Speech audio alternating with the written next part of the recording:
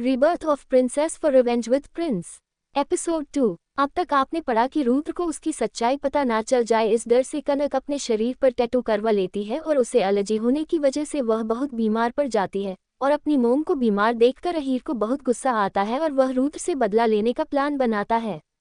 अब आगे कनक और पायल ने जल्दी से डिस्चार्ज का पूरा पेपर वर्क खत्म किया क्योंकि उन दोनों को ही अहीर की बहुत चिंता हो रही थी और जल्दी से वह लोग अपने घर की तरफ निकल गए। जब वह घर पहुंचे तब तक आहिर ऑलरेडी नहा धोकर तैयार हो चुका था और अपने लिए नाश्ता बना रहा था। मोम, आप आ गए, मुझे आपकी बहुत चिंता हो रही थी। अपनी मॉम को देखते ही अहीर दौड़ते हुए उसके पास गया और उसे गले लगा लिया। वह जो भी करा था उसने सारा सामान वहीं छोड़ दिया। ये सीन देखकर पायल की आंखों में आंसू आ गए। उसने धीरे से अपने आंसू पोंछे, फिर इस इमोशनल सीन को बदलने के लिए उसने दूसरा टॉपिक स्टार्ट कराते हुए अहीर ने टेबल पर जो नाश्ता रखा था जिसमें उसने ब्रेड, बटर और कॉर्नफ्लेक और जूस रखे हुए थे उनकी तरफ इशारा करते हुए उसने पूछा, मेरे प्यारे से अहीर, ये तुमने मेरे लिए बनाया है? अहीर ने सरकास्टिकली कहा, नहीं नहीं, मैंने थोड़ी बनाया है। एक परी आए और उसने अपनी जादुई छड़ी घुमाकर सब कुछ बना दिया। फालतू बातें करती रहती हैं आप। और कौन, मैंने बनाया है लेकिन आपके लिए नहीं, मेरी मॉम के लिए। लेकिन आप भी थोड़ा बहुत खा सकती है, आपको कोई रोकेगा नहीं। कितना अच्छा बच्चा है। पायल ने ये कहते हुए अहीर की बात को पूरा होने से पहले ही उसे गले लगा लिया। आज पहली बार अपने सामने खड़े शरारती बच्चे के जोक उसे बहुत पसंद आया। कनक ने उन दोनों को मुस्कुराते हुए देखा और अहीर के फोरहेड पर किस किया। भगवान की तरफ से दिया हुआ इस सबसे बेस्ट गिफ्ट था उसके लिए। वैसे आज सैटरडे है तो तुम्हारी क्लास नहीं है, तुम्हें किंडरगार्टन नहीं जाना और मॉम बिल्कुल ठीक है, इसलिए कुछ नहीं हुआ, तुम खेलने जा सकते हो। कनक ने यह बात कही क्योंकि उसे लगता था कि अहीर सिर्फ 4 साल का है, उसकी अपनी जिंदगी है, आम बच्चों की तरह उसे भी खेलना कूदना चाहिए। अहीर ने कनक का हाथ नहीं छोड़ा और अपने चेहरे पर मुस्कान रखते हुए वह कनक को खींचकर डाइनिंग टेबल की तरफ ले गया और उसने बहुत प्यार से कहा, मोम, मैं पहले आपके साथ ब्रेकफास्ट करूंगा और उसके बाद मुझे आज कहीं बाहर जाना है। मैं आज अपने एक क्लासमेट के साथ बाहर उसके घर खेलने जा रहा हूं और आप मुझे जाने देगी है ना? अपनी बेटे की उम्मीद से भरी प्यारी आंखें देखकर कनक उसे मना कर ही नहीं सकती थी, इसलिए उसने कहा, बिल्कुल तुम जा सकते हो, लेकिन तुम्हें अपना ख्याल रखना होगी और जब भी तुम्हें जरूरत हो तुम मुझे कॉल कर लेना। ओके, अहीर ने मुस्कुराकर कहा। मुस्कुराते वक्त वह बिल्कुल छोटा सा एंजल लगता था। उन दोनों को देखकर पायल बहुत खुश थी और उसके साथ साथ उसे थोड़ी सी जलन भी हो रही थी। वह उन दोनों को अकेला छोड़कर वहां से जाने ही वाली थी, उससे पहले यही कनक ने उसे देख लिया और कनक कहने पर उसे वहीं रुकना पड़ा। जब अहीर ने ब्रेकफास्ट खत्म कर लिया तो अपना बैग लेकर अपने फ्रेंड के घर पर जाने के लिए तैयार हो गया। पायल उसे बाहर तक छोड़ने जाने वाली थी लेकिन अहीर ने मना कर दिया। अकेले जाने दो, यह चला जाएगा, इसे कुछ नहीं होगा। कनक को अपने बेटे बहुत भरोसा था लेकिन पायल को बहुत चिंता हो रही थी कि इंडिया जैसे देश में 4 साल का बच्चा अकेले बाहर कैसे जा सकता है। उसने कहा, कनक, वह सिर्फ 4 साल का है। हम अमेरिका थे तो 3 साल की उम्र में ही एक बार सामान लेने के लिए अकेले सुपरमार्केट चला गया था और जब 4 साल का हुआ तो अकेले आधा से ज्यादा शहर घूम सकता था। उसे अंडरएस्टिमेट मत करो, जितना छोटा होता है उससे कहीं ज्यादा मैच्योर है, तुम वह खुद को संभाल लेगा। पायल कनक की बातों को समझ नहीं पा रही थी और वह शक से देख रही थी। जब उसने देखा कि कनक की आंखों में अपने बेटे के लिए कितना ज्यादा कॉन्फिडेंस है तो वह खुद को शांत करने की कोशिश करने लगी, लेकिन फिर भी वह चिंता के मारे बार बार बाहर देखी जा रही थी। कनक ने अपना नाश्ता खत्म किया और अपनी दवाई लेने के बाद उसने टीवी ऑन किया और टीवी पर चल रही न्यूज़ ने अचानक उसका अटेंशन अपनी तरफ खींच लिया। प्रिया एक्चुअली में पूरे पब्लिक और मीडिया के सामने उसे माफी मांग रही थी। Miss Siya Malhotra, I am sorry, मेरी गलती थी, सब मेरी गलती थी। मैं जानती हूँ कि मेरे रेकलेस एक्शन ने आपको एम्बेरेस किया सबके सामने। सिया, अगर तुम ये देख रही हो तो मैं तुमसे भीख मांगती हूँ, मुझे माफ कर दो। अगर मुझे मारने पीटने से ही तुम्हें अच्छा फील होगा तुम वह भी कर सकती हो। मुझे उम्मीद है कि तुम अपना गुस्सा ठाकुर कॉरपोरेशन पर नहीं निकालोगी और ना ही काम को इसी तरह बीच में छोड़कर जाओगी। मेरे सोलमेट और मेरे होने वाले life partner Rudra Thakur corporation के प्रेसिडेंट थे और उन्हें अपनी कंपनी की बहुत ज़्यादा चिंता है। उन्हें बहुत चिंता है कि हमारे बीच के पर्सनल इशू की वजह से कंपनी को बहुत बड़ा नुकसान हो जाएगा। मैं तुझे प्रॉमिस करती हूँ सिया कि मैं तुम्हारी हर एक बात मानने के लिए तैयार हो जाऊंगी, अगर तुम सिर्फ मंडे के दिन ऑफिस चली जाओ काम के लिए। प्रिया की पीआर स्पीच पूरी अच्छी तरह से पॉलिश और स्किन से भरपूर थी। उसे देखकर पायल ने गुस्से में दांत पीसते हुए कहा, यह माफ़ी नहीं है, ये सीधा सीधा तुम पर इल्जाम लगा रही है। सब लोग जानते हैं कि प्रिया ठाकुर परिवार में रह रही है और यह किस लिए कर रही है। ऊपर से तो तुमसे माफी मांग रही है, मगर सच्चाई यह है कि यह सभी चीजों के लिए तुम्हारे ऊपर इल्जाम डाल रही है, सिर्फ पब्लिसिटी स्टंट है। उसकी बात सुनकर कनक ने एक डेविल स्माइल के साथ कहा, ये प्रिया का स्मार्ट मूव था, लेकिन तुम थोड़ा सब्र रखो पायल। इतना कहकर कनक ने टीवी ऑफ कर दिया और कुछ सोचने लगी, जैसे उसे प्रिया की हरकतों से कोई फर्क नहीं पड़ता। तुम अभी भी इतनी शांत कैसे हो? ठाकुर कॉरपोरेशन दिल्ली शहर के आधे लोगों को नौकरियां प्रोवाइड करता है। अब ये सब होने के बाद उनके स्टेक होल्डर्स, इन्वेस्टर्स, एम्प्लॉइज और उसके अलावा उन सब की फैमिली भी तुम्हें ब्लेम करेंगे। वह लोग सोचेंगे कि तुम एक सीन क्रिएट कर रहे हो। और उसके अलावा क्या तुम जानती हो कि रुद्र ठाकुर पिछले कुछ सालों से सिंगल है? इस वजह से शहर की आधी से ज्यादा लड़कियां उसके पीछे पागल है। वह तुम्हें देखते ही जिंदा निकल जाएंगी अगर तुम जल्दी कुछ नहीं करोगी ना। तो मुझे डर लग रहा है कि कहीं वह लोग हमारे घर पर ही हमला लाना कर दे और तुम्हें नुकसान ना पहुंचाएं। जब पायल ने कनक को इतना रिलैक्स देखा तो वह पैनिक करने लगी। उसकी बातें सुनकर कनक अपनी जगह से खड़ी हुई और धीरे से पायल का कंधा थपथपाते हुए मुस्कुरा कर बोली, तुम मेरी चिंता मत करो। क्या तुम्हें अभी भी लगता है कि मैं 5 साल पहले वाली कनक हूँ? प्रिया को मुझसे लड़ना है, लेकिन वह पूरी तरह से प्रिपेयर नहीं है। तुम चिंता मत करो, इस बार उसे मुंह की खानी पड़ेगी और मैं ये पक्का करूंगी कि रुद्र खुद मुझे इन सब से बाहर निकालेगा और मुझे पर्सनली पिक करने भी आएगा। कहकर कनक मुड़कर वापस अपने रूम में चली गई। लेकिन पायल वही है, हैरानी से बैठी हुई थी। रुद्र ठाकुर शहर का सबसे पावरफुल इंसान, जिसके इशारे पर पूरा देश चलता है, वह उसे पर्सनली पिक करने आएगा? ऐसा कैसे हो सकता है? वहीं दूसरी तरफ अपने रूम में आने के बाद कंपनी डायरेक्टली रुद्र को मैसेज भेजा, मिस्टर ठाकुर, इतनी शॉर्ट नोटिस पर रिजाइन करने के लिए मैं माफ़ी चाहती हूँ, लेकिन शायद मैं दिल्ली शहर के एनवायरनमेंट में फिट नहीं हो पा रही हूँ, इसलिए मैं अपने हेड क्वार्टर में ऑलरेडी ट्रांसफ़र के लिए अप्लाई कर दिया है। मुझे उम्मीद है कि नई डिज़ाइनर जल्दी ही मुझे रिप्लेस कर देगी और जल्दी ही यहाँ आपका काम करने के लिए आ जाएगी। आपकी मंगेतर मिस शाह ने पब्लिकली मुझसे माफ़ी मांगी है और उनकी माफ़ी मुझे बहुत बड़ी मुसीबत में डाल चुकी है, जिसके साथ मैं डील नहीं कर पाऊंगी, इसलिए आप मुझे इस बात के लिए ब्लेम नहीं कर सकते। Best wishes, Siya. ये मैसेज रुद्र को भेजने के बाद कनक ने अपना मोबाइल बंद कर दिया और आराम से बेड पर जाकर लेट गई। वहीं दूसरी तरफ रुद्र को जैसे ही यह मैसेज मिला, वह पूरी तरह से हैरान हो गया। यह उसका पर्सनल फ़ोन नंबर था, जो प्रिया के पास भी नहीं था। इस नंबर को उसने पब्लिक यूज़ के लिए 5 साल पहले ही बंद कर दिया था। उसने ये नंबर अभी तक चालू रखा था, सिर्फ इस उम्मीद में कि कनक लौट आएगी, और उसके अलावा इस नंबर का कोई काम नहीं था उसके लिए। उसके असिस्टेंट ऋषि के अलावा सिर्फ कनक के पास ही यह नंबर था। अब जब सिया ने एक्चुअल में उसके प्राइवेट नंबर पर मैसेज भेजा था और इस बात का कोई चांस नहीं था कि ऋषि ने सिया को अपने बॉस का प्राइवेट नंबर दिया हो, जो उसके लिए एक अनजान है, इन सभी बातों का सिर्फ एक ही मतलब निकलता था कि सिया ही कनक मल्होत्रा है, उसकी बीवी। इस नतीजे पर पहुंचते ही रुद्र का मूड अचानक से चेंज हो गया। सारे सबूतों को और अपने दिमाग में सभी चीजों को एक साथ जोड़ने के बाद रुद्र फाइनली इस कंक्लूजन पर पहुंच गया कि सिया ही उसकी पत्नी है। जो उम्मीद पिछले 5 सालों में उसके अंदर लगभग खत्म होने वाली थी, एक बार फिर से जग गई थी, इसलिए उसने जल्दी से ऋषि को फोन किया। मैंने तुम्हें सिया के इन्फॉर्मेशन निकालने के बारे में कहा था, उसका क्या हुआ? इस वक्त ऋषि की हालत बहुत खराब थी। रुद्र का असिस्टेंस होने के नाते वह बहुत पावरफुल था दिल्ली शहर में, लेकिन सच्चाई क्या थी वह वही जानता था। वह इस वक्त अपने लैपटॉप पर ही ऑफिस के अंदर ही सो रहा था, क्योंकि पिछले 1 हफ्ते से फाइल प्रोजेक्ट और डिजाइनर सिया की वजह से उसे बिल्कुल भी वक्त नहीं मिला था। लेकिन जैसे ही रुद्र का फोन आया, वैसे उसके अंदर इलेक्ट्रिक कट पास हुआ। वह फिर से एक ब्रिटिश एक्सेंट में बात करने लगा। Assistant Rishi on duty sir. Master, मेरा मतलब है सर, अपनी सारे आदमियों को लगा देने के बाद ऑफिशियल और अनऑफिशियल तरीकों से मुझे पता चला है कि सिया हमेशा से ही अमेरिका में ही रही है। उनके बैंक डिटेल्स, टैक्स बिल सब है मेरे पास। उसके अलावा मैंने उनके स्कूल और कॉलेज का नाम भी पता किया है और वहाँ भी इन्वेस्टिगेशन की है। सिया एक रियल पर्सन है, एक रियल आइडेंटिटी के साथ।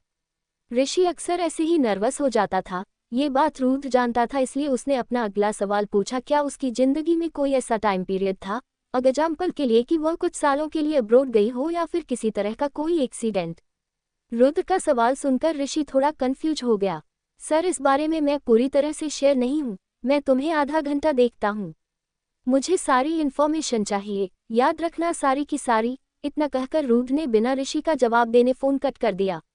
बचपन से ही अमेरिका में ही रही है और उसके बचपन का भी पूरा रिकॉर्ड है, तो इतनी सारी समानता क्यों है उसमें और कनक में?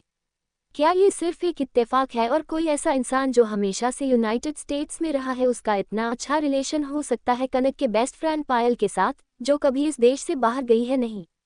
यही सारे सवाल लगातार रुद्र के दिमाग में घूम रहे थे। उसने अपने बगल का दरोगा खोला जिसमें कनक के साइन किए हुए डिवोर्स एग्रीमेंट और उनकी शादी की अंगूठी थी, जो वह 5 साल पहले उसके लिए छोड़ गई थी। इन 3 साल की शादी में की इकलौते चीज थी जो रुद्र ने उसके लिए खरीदी थी, और वह भी सिर्फ मजबूरी में लोगों को दिखाने के लिए, न कि खुशी से। शादी के वक्त रुद्र यह शादी करना ही नहीं जानता था। उसे कनक एक लालची और घटिया लड़की लगती थी, लेकिन शादी के बाद जब भी वह घर वापस लौटता तो कनक हमेशा ही उसका इंतजार करती रहती।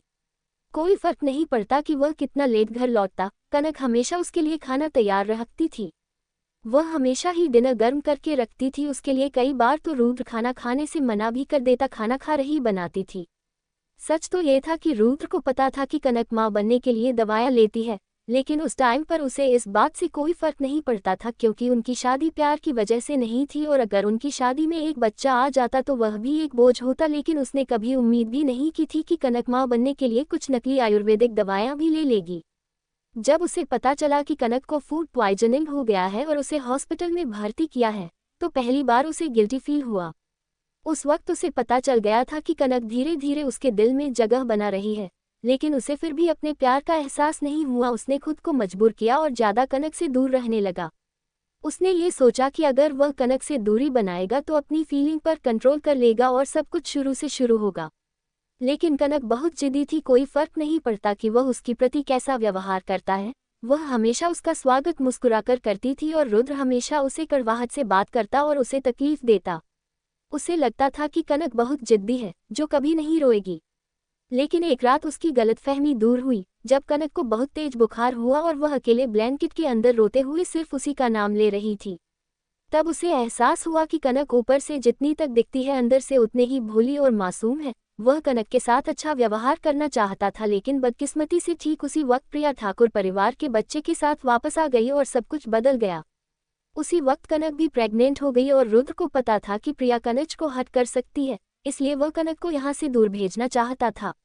लेकिन उससे पहले ही वह आग वाला हादसा हो गया। भले ही 5 साल बीत गए हो, लेकिन रुद्र को अभी भी डाउट था। उसे बिल्कुल यकीन नहीं था कि वह जो लड़की उसे पागलों की तरह प्यार करती थी, वह उसे कभी चीट कर सकती है। उस वक्त असल में हुआ क्या था? वह एक राज था, और जो औरत इसके बारे में सब कुछ जानती थी, वह उसके बाद गायब हो गई थी। और अब जब वह वापस आ गई है, भले ही रुद्र के पास कोई पुख्ता सबूत नहीं था, लेकिन उसकी गट फीलिंग कहती थी कि कनक उसकी पत्नी वापस आ गई है। रुद्र इन्हीं सब ख्यालों में डूबा हुआ था। ठीक 20 मिनट बाद ऋषि रुद्र के पास आया, एक पूरे फोल्डर और ब्रीफ रिपोर्ट के साथ, जो उसके बॉस ने मांगी थी। सर, मिस सिया का 5 साल पहले एक कार एक्सीडेंट हुआ था और वह बहुत सीरियस था, और उसकी फैमिली उसे ट्रीटमेंट के लिए कहीं दूर ले गई थी, और कम से कम 1 साल बाद वह वापस लौटी। 5 साल पहले। इसी बात को रुद्र मिस नहीं कर सकता था। उसने एक बार फिर से पूरी रिपोर्ट पढ़ी। वहीं दूसरी तरफ ऋषि भी हैरान हो गया, इतने सारे इत्तेफाक एक साथ नहीं हो सकते। 5 साल पहले कब? एग्जैक्ट डेट क्या थी? 15 मार्च। ऋषि ने वही बताया जो पेपर पर लिखा हुआ था। लेकिन रुद्र को भरोसा नहीं हुआ। 15 मार्च? तुम क्या पूरी तरह श्योर हो? Yes sir. जैसा कि आपको पता है कि अमेरिकन अपने हेल्थ रिकॉर्ड कितने अच्छे से रखते हैं। ऋषि रुद्र के ऐसे बिहेवियर से बहुत हैरान हो गया था। रुद्र हमेशा ही बहुत ही काम रहता था।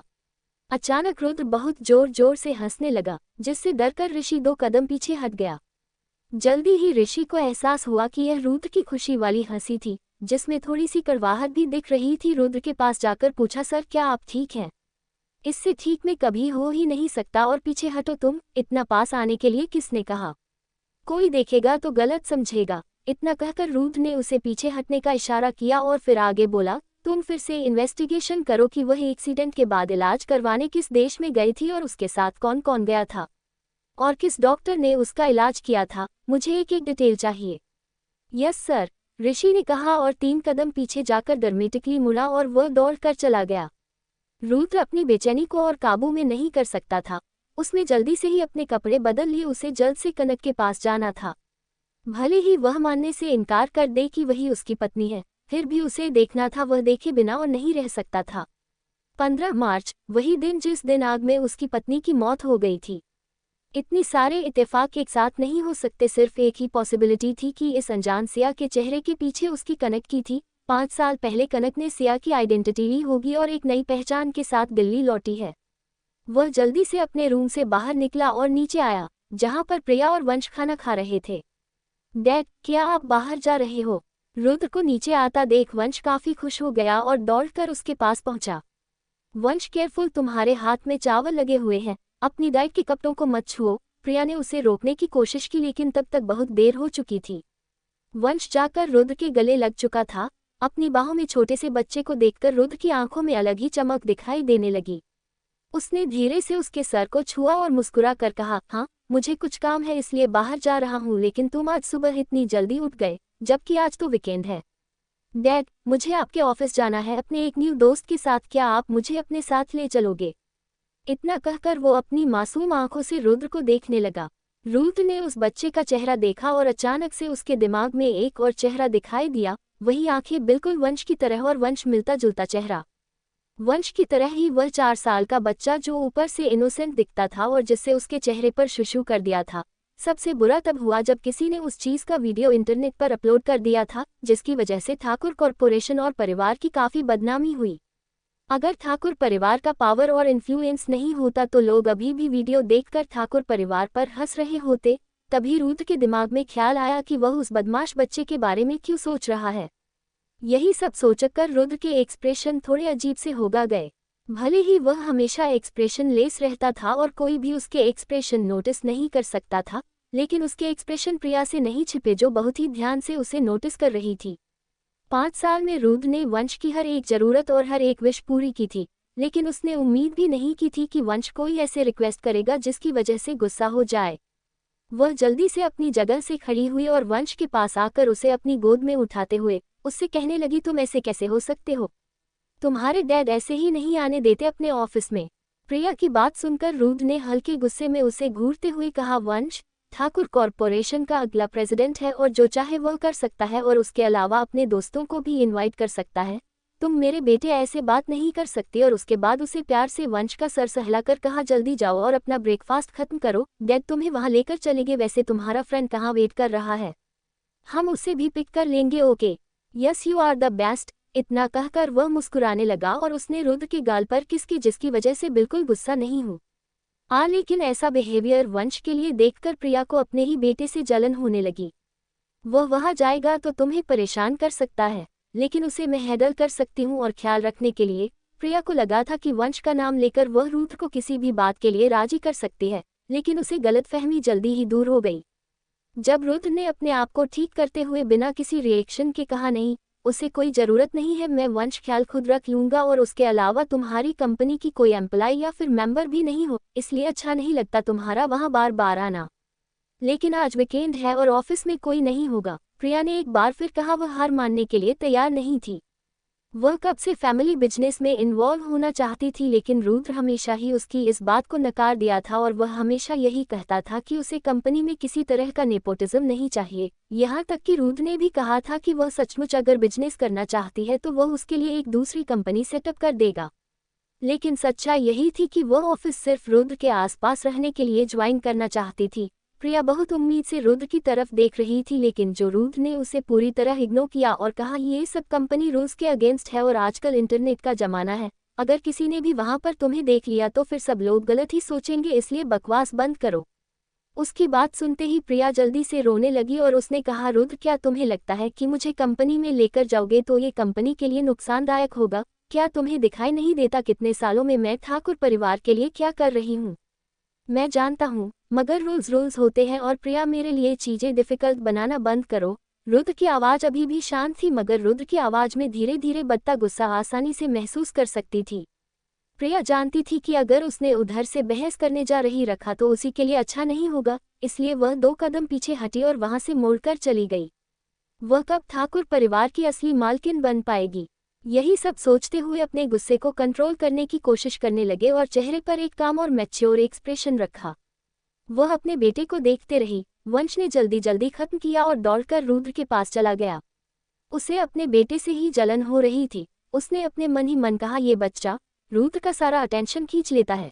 ये तो उसका प्लान था ही नहीं, अचानक से सब कुछ उसके कंट्रोल से बाहर कैसे हो गया। लेकिन वहां पर किसी को भी प्रिया के मन की बातें पता नहीं चला और वंश ने रुद्र का हाथ पकड़ा और खुश होकर कहा, डैड चलिए, मेरा क्लासमेट बेचैनी से हमारा इंतजार कर रहा होगा, कहीं उसे यह न लगे कि मुझसे झूठ बोल रहा था। ओके चलो, इतना कहकर रुद्र ने वंश को उठाया और अपने कंधों पर बिठा लिया और दोनों बाप बेटे हंसते मुस्कुराते हुए बातें करते दरवाजे से बाहर चले गए। जल्दी ही वह लोग किंडरगार्टन के गेट पर पहुंचे, जहां अहीर पहले से ही उनका इंतजार कर रहा था। वंश में जल्दी से गाड़ी से दरवाजा खोला और कर बाहर आया और कहा, हीर कमोन चलो, मेरे डैड हम दोनों को कंपनी ले जाएंगे आज।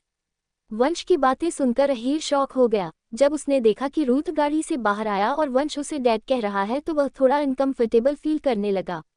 वहीं दूसरी तरफ रुद्र ने भी कभी नहीं सोचा था कि वंश का क्लासमेट और दोस्त अहीर होगा। वही बदमाश बच्चा जिसने उसके ऊपर शुशु किया था, वह चलकर एक कदम आगे आया और अहीर को देखने लगा।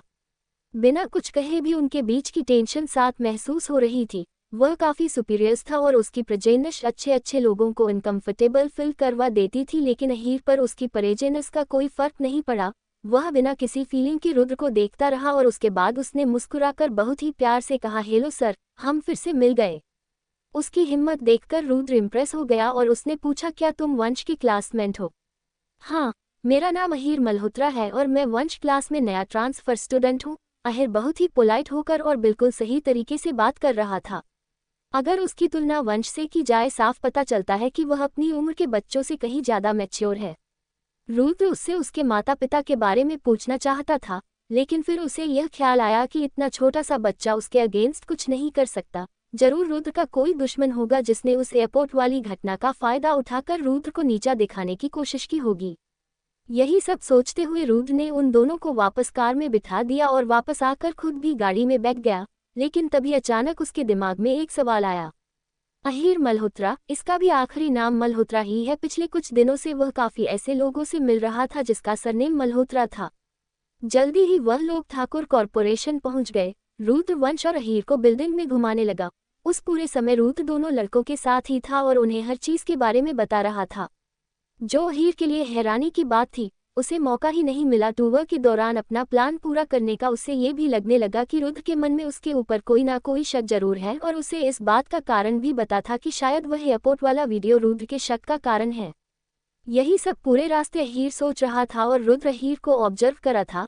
रुद्र को लग रहा था कि जरूर इस बच्चे को उसने पहले तो कहीं देखा है, इसके लुक कुछ जाने पहचाने हैं, मगर उसे कुछ याद नहीं आ रहा था। रुद्र और अहीर ही अपने अपने ख्यालों में गुम थे। पूरे ऑफिस का टूर कराने के बाद रुद्र उन्हें वापस भेजना चाहता था, तभी अहीर ने जल्दी से कहा, नहीं सर, मुझे अनाथालय जाना है एक वॉलंटियर के तौर पर। एक वॉलंटियर के तौर पर? उसकी बात सुनकर रुद्र काफी हैरान हो गया कि 4 साल का बच्चा ये सब कर रहा है। उसने पूछा, क्या तुम्हारे पेरेंट्स भी तुम्हारे साथ जाएंगे? नहीं, मैं अकेला जा रहा हूँ। क्या आप मुझे पास ही के दीनदयाल अनाथ आश्रम में छोड़ देंगे? मेरा वहाँ के केयरटेकर्स के साथ ऑलरेडी बात हो गई है, थैंक यू। अहीर बात करने का तरीका शांत और ग्रेसफुल था। तभी वंश ने कंफ्यूज होकर पूछा, तुम ऑर्फनेज में एक वॉलंटियर के तौर पर क्यों जा रहे हो? वह अनाथ है और मैं उन जैसे बच्चों के साथ नहीं खेलना चाहते। वंश क्या बोल रहे हो? वंश की बात सुनकर रुद्र को गुस्सा आ गया। अहीर भी वंश की तरह 4 साल का था, लेकिन उसकी सोच वंश से काफी अलग और अच्छी थी। वंश की बातों से उसे शर्म आ रही थी। तभी अहीर ने मुस्कुराकर कहा, मेरी मॉम कहती है कि हर बच्चा एंजल होता है जो भगवान के द्वारा इस दुनिया में भेजा जाता है। भले ही वह अनाथ हो, अमीर हो या गरीब हो, कोई फर्क नहीं पड़ता। उन्होंने हमेशा मुझसे कहा है कि मुझे हमेशा लोगों की मदद करनी चाहिए जितना मैं कर सकूं, और इसकी वजह से मुझे बहुत खुशी भी मिलती है। अहीर यह बात सुनते ही रुद्र के दिमाग में फिर से यही ख्याल आया कि कई सालों पहले एक झली लड़की ने उससे ठीक यही बात कही थी। अहीर की बात सुनकर अचानक ही रुद्र ने पूछा, तुम्हारी मॉम का नाम क्या है? लेकिन पूछने के बाद उसे खुद के ही बातों पर थोड़ी शर्मिंदगी होने लगी, लेकिन वह अपनी बात वापस नहीं ले सकता था। उसका सवाल सुनकर 1 मिनट के लिए अहीर अपनी जगह पर जम गया, लेकिन जल्दी से उसने मुस्कुराकर कहा, सर, यह एक पर्सनल क्वेश्चन है, और इसके अलावा क्या आप मुझे ऑर्फनेज के बाद डरोप कर रहे हैं या फिर नहीं? मुझे बता दीजिए, मुझे लेट हो रहा है। ये रुद्र की जिंदगी में पहली बार था जो कोई उसे इतनी रूड तरीके से बात कर रहा था और किसी चीज के लिए उसे मना कर रहा था, और वह भी कौन है? एक 4 साल का बच्चा। लेकिन रुद्र उसकी बातों से बिल्कुल भी नाराज नहीं हुआ और उसने कहा, ठीक है, गाड़ी के अंदर बैठो। रुद्र ने पहले ही वंश को एक दूसरे ड्राइवर के साथ घर भिजवा दिया था और वो खुद अहीर को लेकर अनाथालय चला गया। जब उसने देखा कि वहां का केयरटेकर अहीर के साथ काफी घुला मिला हुआ है और अच्छे से जानता है, तो वह टेंशन फ्री होकर वहां से चला और डायरेक्टली गाड़ी को पायल के घर की तरफ मोड़ दिया। उसे कारण नहीं पता था, लेकिन रुद्र डेस्परेटली कनक को देखना चाहता था। भले ही वह चेहरा अब उसके लिए बिल्कुल अनजान हो गया था, लेकिन फिर भी वह उसे देखना चाहता था। पायल कनक के साथ घर पर ही रुकना चाहती थी, लेकिन अचानक उसकी स्कूल से कोई जरूरी काम आने की वजह से उसे जाना पड़ा, इसलिए कनक घर पर अकेली थी। जब डोर बेल बजी तो कनक आधे नींद में थी, लेकिन फिर भी वह अपने बिस्तर से उठ गई। जब उसने दरवाजे की पीहोल से रुद्र को देखा तो उसकी सारी नींद एक ही बार में गायब हो गई। उसने अपने कपड़े ठीक किए और दरवाजा खोला और पूछा, मिस्टर ठाकुर, आप यहाँ क्या कर रहे हैं? वह मुझे पता चला कि तुम बीमार हो, तो मैं यहाँ कंसर्न एक्सप्रेस करने आया था, मेरा मतलब कंपनी की तरफ से। रुद्र ने बहुत ही नेचुरल ही कहा, लेकिन उसकी आंखें अभी भी कनक को घूर रही थी। कनक का चेहरा थोड़ा पीला दिख रहा था और वह काफी कमजोर दिख रही थी। रुद्र ने अचानक से अपना हाथ उठाकर कनक का माथा छुआ, जिस वजह से वो डर गई और कदम पीछे लेने ही वाली थी, उससे पहले ही रुद्र अपनी कोल्ड आवाज में कहा, हिलना भी मत। पता ही नहीं कनक को क्या हुआ, वह उसकी बात मानकर वहीं खड़ी रही। कनक का सर छूते ही रुद्र के एक्सप्रेशन अचानक से बदल गए। तुम्हारा शरीर तप रहा है, तुम अभी भी घर पर क्यों हो? तुम्हें इस वक्त तो हॉस्पिटल में होना चाहिए, जल्दी कपड़े बदलो, मैं तुम्हें हॉस्पिटल लेकर चलता हूँ। कनक ने उसको लेकर रुद्र को कभी इतना नर्वस नहीं देखा था। सारे के सारे मर्द एक जैसे होते हैं। जब वह एक फैमिली मेंबर थी, उसकी पत्नी थी, तो उसे उसके बिल्कुल चिंता नहीं है, लेकिन अब जब वह एक अनजान है तो उसे उसकी चिंता हो रही है। उसे इस वक्त रुद्र पर गुस्सा आ रहा था, फिर उसने अपने चेहरे पर नहीं दिखाया और कहा, आपकी चिंता के लिए thank you so much mister Thakur, लेकिन मैं आपको बता देता हूं कि मैं अभी अभी हॉस्पिटल से वापस आए हूं और डॉक्टर ने कहा है कि मुझे सिर्फ दवाइयां खाकर आराम करने की जरूरत है। तो तुम आराम क्यों नहीं कर रही हो? तुम यहाँ क्या कर रही हो?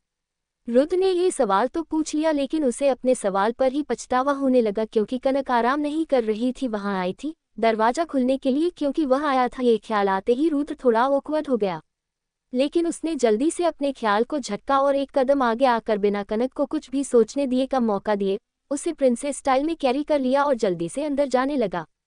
मिस्टर ठाकुर, आप कर क्या रहे हैं? मुझे नीचे उतारिए। वह नीचे उतरने के लिए छटपटा रही थी और सेम टाइम पर वह बहुत ज्यादा चिढ़ी हुई थी कि वह इस आदमी का कुछ बिगाड़ क्यों नहीं पाती। जितना वह रुद्र को जानती थी, वह कभी भी किसी औरत के साथ ऐसा बिहेव तो नहीं करता था। इस समय कनक को इतना गुस्सा आ रहा था कि वह रुद्र का मुंह तोड़ देना चाहती थी, लेकिन सिद्धार्थ ने उसके एक रिएक्शन को पूरी तरह इग्नोर किया और धीरे से पूछा, तुम्हारा रूम कौन सा है? राइट साइड वाला। मगर मिस्टर ठाकुर, मैं पूछना चाहती हूँ कि मिस प्रिया शाह आपकी गर्लफ्रेंड है। आपकी हरकतों के बारे में नहीं पता है? अगर नहीं पता तो उन्हें आप खुद समझ लीजिएगा। अगर वह इस बार मेरे घर आए और मुझे ब्लेम किया तो मुझसे बुरा कोई नहीं होगा आप दोनों के लिए। कनक ने अपना गुस्सा और कड़वाहट अपने दिल में रखी और मुस्कुराहट दिखाने की कोशिश की। रुद्र ने अपने पैरों से मारकर रूम का दरवाजा खोला और उसे बेड पर लेटाने के बाद बहुत ही धीमी आवाज में कहा, प्रिया मेरी गर्लफ्रेंड नहीं है।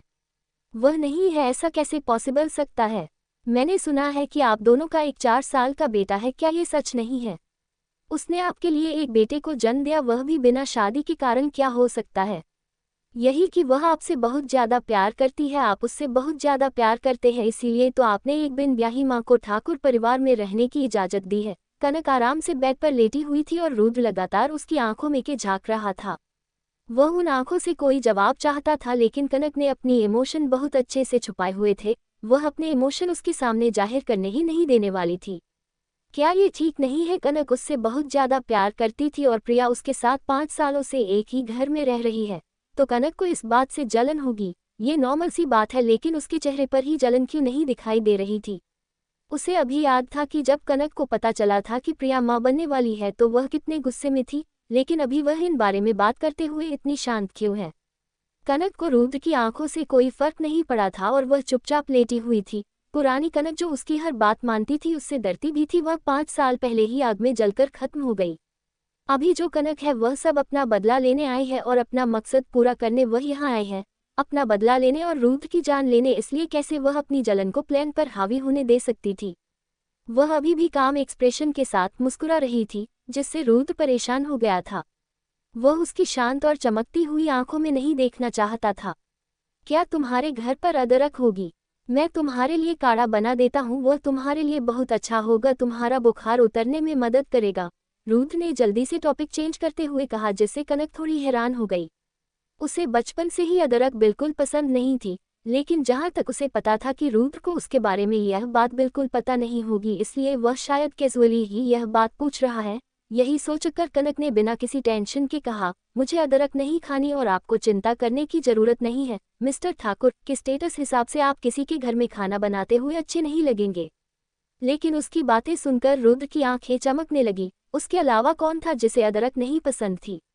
उसकी पत्नी को भी अदरक नहीं पसंद था। ये बात याद आते हैं वह फिर इनकरेज हो गया। ठीक है, तुम अदरक अवॉइड कर सकती हो, मैं कोई दूसरी चीज से काढ़ा बना देता हूँ। इतना कहकर बिना कनक की बात सुने रुद्र डायरेक्ट किचन में चला गया और कुछ चीजें निकाल कर उन्हें देखने लगा। रुद्र अपने नेचर से बिल्कुल उल्टा काम कर रहा था। वह कोल्ड हार्टेड इंसान कहाँ गया? मिस्टर ठाकुर, आपको इंसानी भाषा समझ में नहीं आती है। मैंने कहा ना, आप मेरे घर में खाना मत बनाएं और चले चाहिए यहाँ। इसे कहते हुए कनक अपने रूम से बाहर आए और रुद्र को अपने किचन में इस तरह घूमते हुए देख और उसके लिए कुछ बनाते हुए थे उससे थोड़ा अवॉर्ड फील होने लगा। उनकी 3 साल की शादी में कभी उन्होंने एक साथ एक ही टेबल पर बैठकर खाना तक नहीं खाया था, लेकिन कनक ने ये सोचने की गलती नहीं की कि रुद्र उससे प्यार करता है। उसे इस बात का शक हुआ कि जरूर रुद्र के दिमाग में कुछ और चल रहा होगा। उसने आगे आकर रुद्र के हाथ में पकड़े हुए चाकू को पकड़ने की कोशिश की, लेकिन रुद्र ने बहुत ही सावधानी से अपना हाथ दूर हटा लिया और उसे बगल में लगी दीवार के सहारे खड़ा कर दिया। वह उसकी पकड़ से छूटना चाहती थी, लेकिन अचानक से रुद्र ने फिर से उसे प्रिंसेस स्टाइल में कैरी कर लिया और वापस उसके रूम में ले जाते हुए कहने लगा, अगर तुम नहीं चाहती हो कि मैं तुम्हें जबरदस्ती तुम्हारे बेड से बांध दूं तो तुम्हें मेरी बात सुननी होगी। अब चुपचाप आराम करना होगा। कनक को धमकाने के बाद से वह वापस से किचन में चला गया। इस वक्त कनक को बहुत गुस्सा आ रहा था। समझ नहीं आ रहा था कि रुद्र उससे इतने अच्छे से बिहेव कर क्यों रहा है। उसे चाहिए क्या वह सिर्फ कनक के करीब आना चाहता है ताकि कनक की रियल आइडेंटिटी पता कर सके और एक बार फिर से उसे मारने की कोशिश कर सके। इससे पहले कि कनक अपने मन में कोई नतीजा निकाल पाती, रुद्र सच में उसके लिए काढ़ा बनाकर ले आया। उसने उसके सामने रखते हुए कहा, तुम खुद भी होगी या फिर मैं तुम्हें पिला दूं। इतना कहकर उसने वह काढ़ा उसे दे दिया। उस काढ़े से आने वाली गंध से कनक बहुत दूर हो गई। वह थोड़ा सा पीछे हट गई, लेकिन रुद्र और आगे आया, कहने लगा, मुझे ना तुम्हें माउथ टू माउथ खाना खिलाने में बहुत मजा आएगा, क्या तुम ट्राई करना चाहोगी? रुद्र एक बार फिर से कहा, जिसकी वजह से कनक का गुस्सा 7वें आसमान पर पहुंच गया। उसने गुस्से में चिल्लाते हुए कहा, मिस्टर ठाकुर, ये बहुत ज्यादा हो गया है, मुझसे दूर रहिए। और उसके अलावा मैं आपकी गर्लफ्रेंड को प्रोवोक करना अफोर्ड नहीं कर सकती। मैं पूरे देश में अपनी रेपुटेशन खराब नहीं करना चाहती। प्रिया का नाम लेते ही वह जितना गुस्सा थी, उसके गुस्से को देखकर रुद्र और खुश रहा था। उसने मुस्कुराकर कहा, प्रिया मेरी गर्लफ्रेंड नहीं है और नहीं वह मेरा बेटा है, मैंने उसे अडॉप्ट किया है। कनक उसकी बात सुनते अपनी जगह पर आराम से बैठी रही। अगर कनक ने अपनी आंखों से रुद्र और प्रिया को एक साथ नहीं देखा होता तो वह सचमुच रुद्र की इस बकवास पर भरोसा कर लेती। लेकिन रुद्र के इस झूठ से कनक के दिल में रुद्र के लिए नफरत और बढ़ गई। पूरे शहर मानता है कि वह एक आइडियल इंसान है, जबकि वह एक नंबर का तारांकन है। उसे समझ नहीं आ रहा था कि वह कितनी बड़ी अंधी और बेवकूफ़ थी जो ऐसे इंसान के प्यार में पागल हो गई थी। वह कभी नहीं भूल सकती थी कि रुद्र किस तरह संभाल के प्रिया को प्रेगनेंसी चेकअप के लिए लेकर जा रहा था और वह अब ये कह रहा है कि वंश उसका बेटा नहीं है। कौन सा बेवकूफ़ इस बात पर भरोसा करेगा? इस सोच से कनक बहुत अनकंफर्टेबल फील करने लगी, इसलिए उसने जल्दी से वो ग्लास रुद्र के हाथों से लिया और सारा काढ़ा एक ही बार में पी गई। खुश हो क्या? आप अब यहाँ से जाएंगे प्लीज़, मुझे आराम करना है। कनक का गुस्सा और उसकी नज़रों में जो रुद्र के लिए घिन थी, उससे रुद्र कंफ्यूज हो गया। उसे समझ नहीं आ रहा था कि अब उसने क्या कर दिया जिससे कनक इतना गुस्सा है। क्या ऐसा इसलिए है क्योंकि 5 सालों से प्रिया उसी के घर में रह रही है? कुछ देर तक रुद्र इस बारे में सोचता रहा। उसने ठाकुर मेशन में प्रिया को रहने की इजाज़त हो तो सिर्फ और सिर्फ वंश के लिए दी थी, क्योंकि वंश बहुत छोटा था जो अपनी मां के बगैर नहीं रह सकता था। लेकिन अब उसे अपनी इसी हरकत पर गुस्सा आ रहा था। उसने कहा, ठीक है, तुम आराम करो, मैं तुम्हें मंडे को पिक करने आऊँगा। मैंने कब कह दिया आपसे कि मैं वहाँ आऊँगी? मैंने आपको पहले ही मैसेज कर दिया था कि मैं जा रही हूँ। I am Don here, don't you understand mister Thakur? Kanak ने बहुत ही रूड टोन में रुद्र से बात की, लेकिन फिर भी रुद्र मुस्कुरा रहा था और उसने मुस्कुराते हुए कहा, मुझे तुम्हारे अलावा और कोई नहीं चाहिए। उसकी बात सुनकर कनक हैरान हो गई। वह इससे पहले रुद्र को कुछ कहती रुद्र वहां से खड़ा होगा और बाहर जाने लगा। उसे समझ नहीं आया फिर उसकी बातों का मतलब क्या था।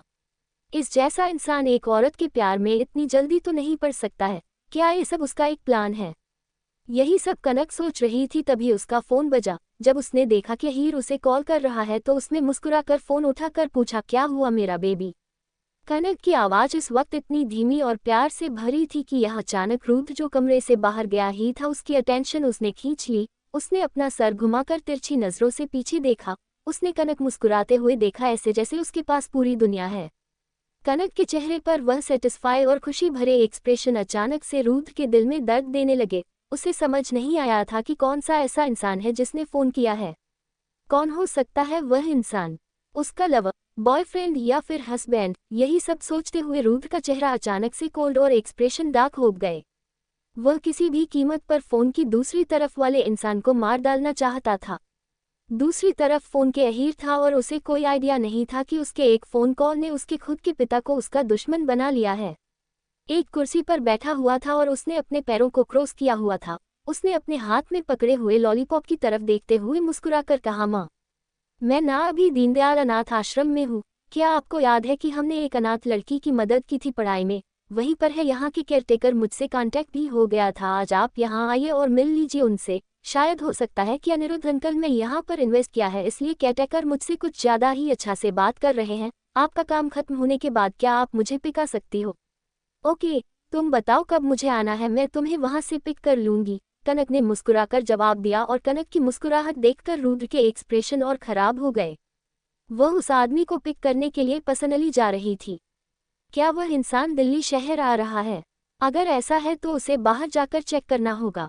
फोन कट कर देने के बाद कनक ने सर उठाकर सामने देखा तो रुद्र अभी भी वहीं खड़ा था, जिससे देखकर वह खुद को रोक नहीं पाए और उसके एक्सप्रेशन जल्दी से चेंज हो गए। उसने पूछा, आप अभी भी यहीं पर है?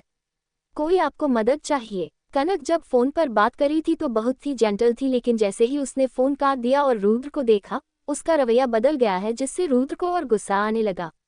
तुम्हें किसी को पिक करने जाना है? मैं तुम्हारे लिए वह कर देता हूँ।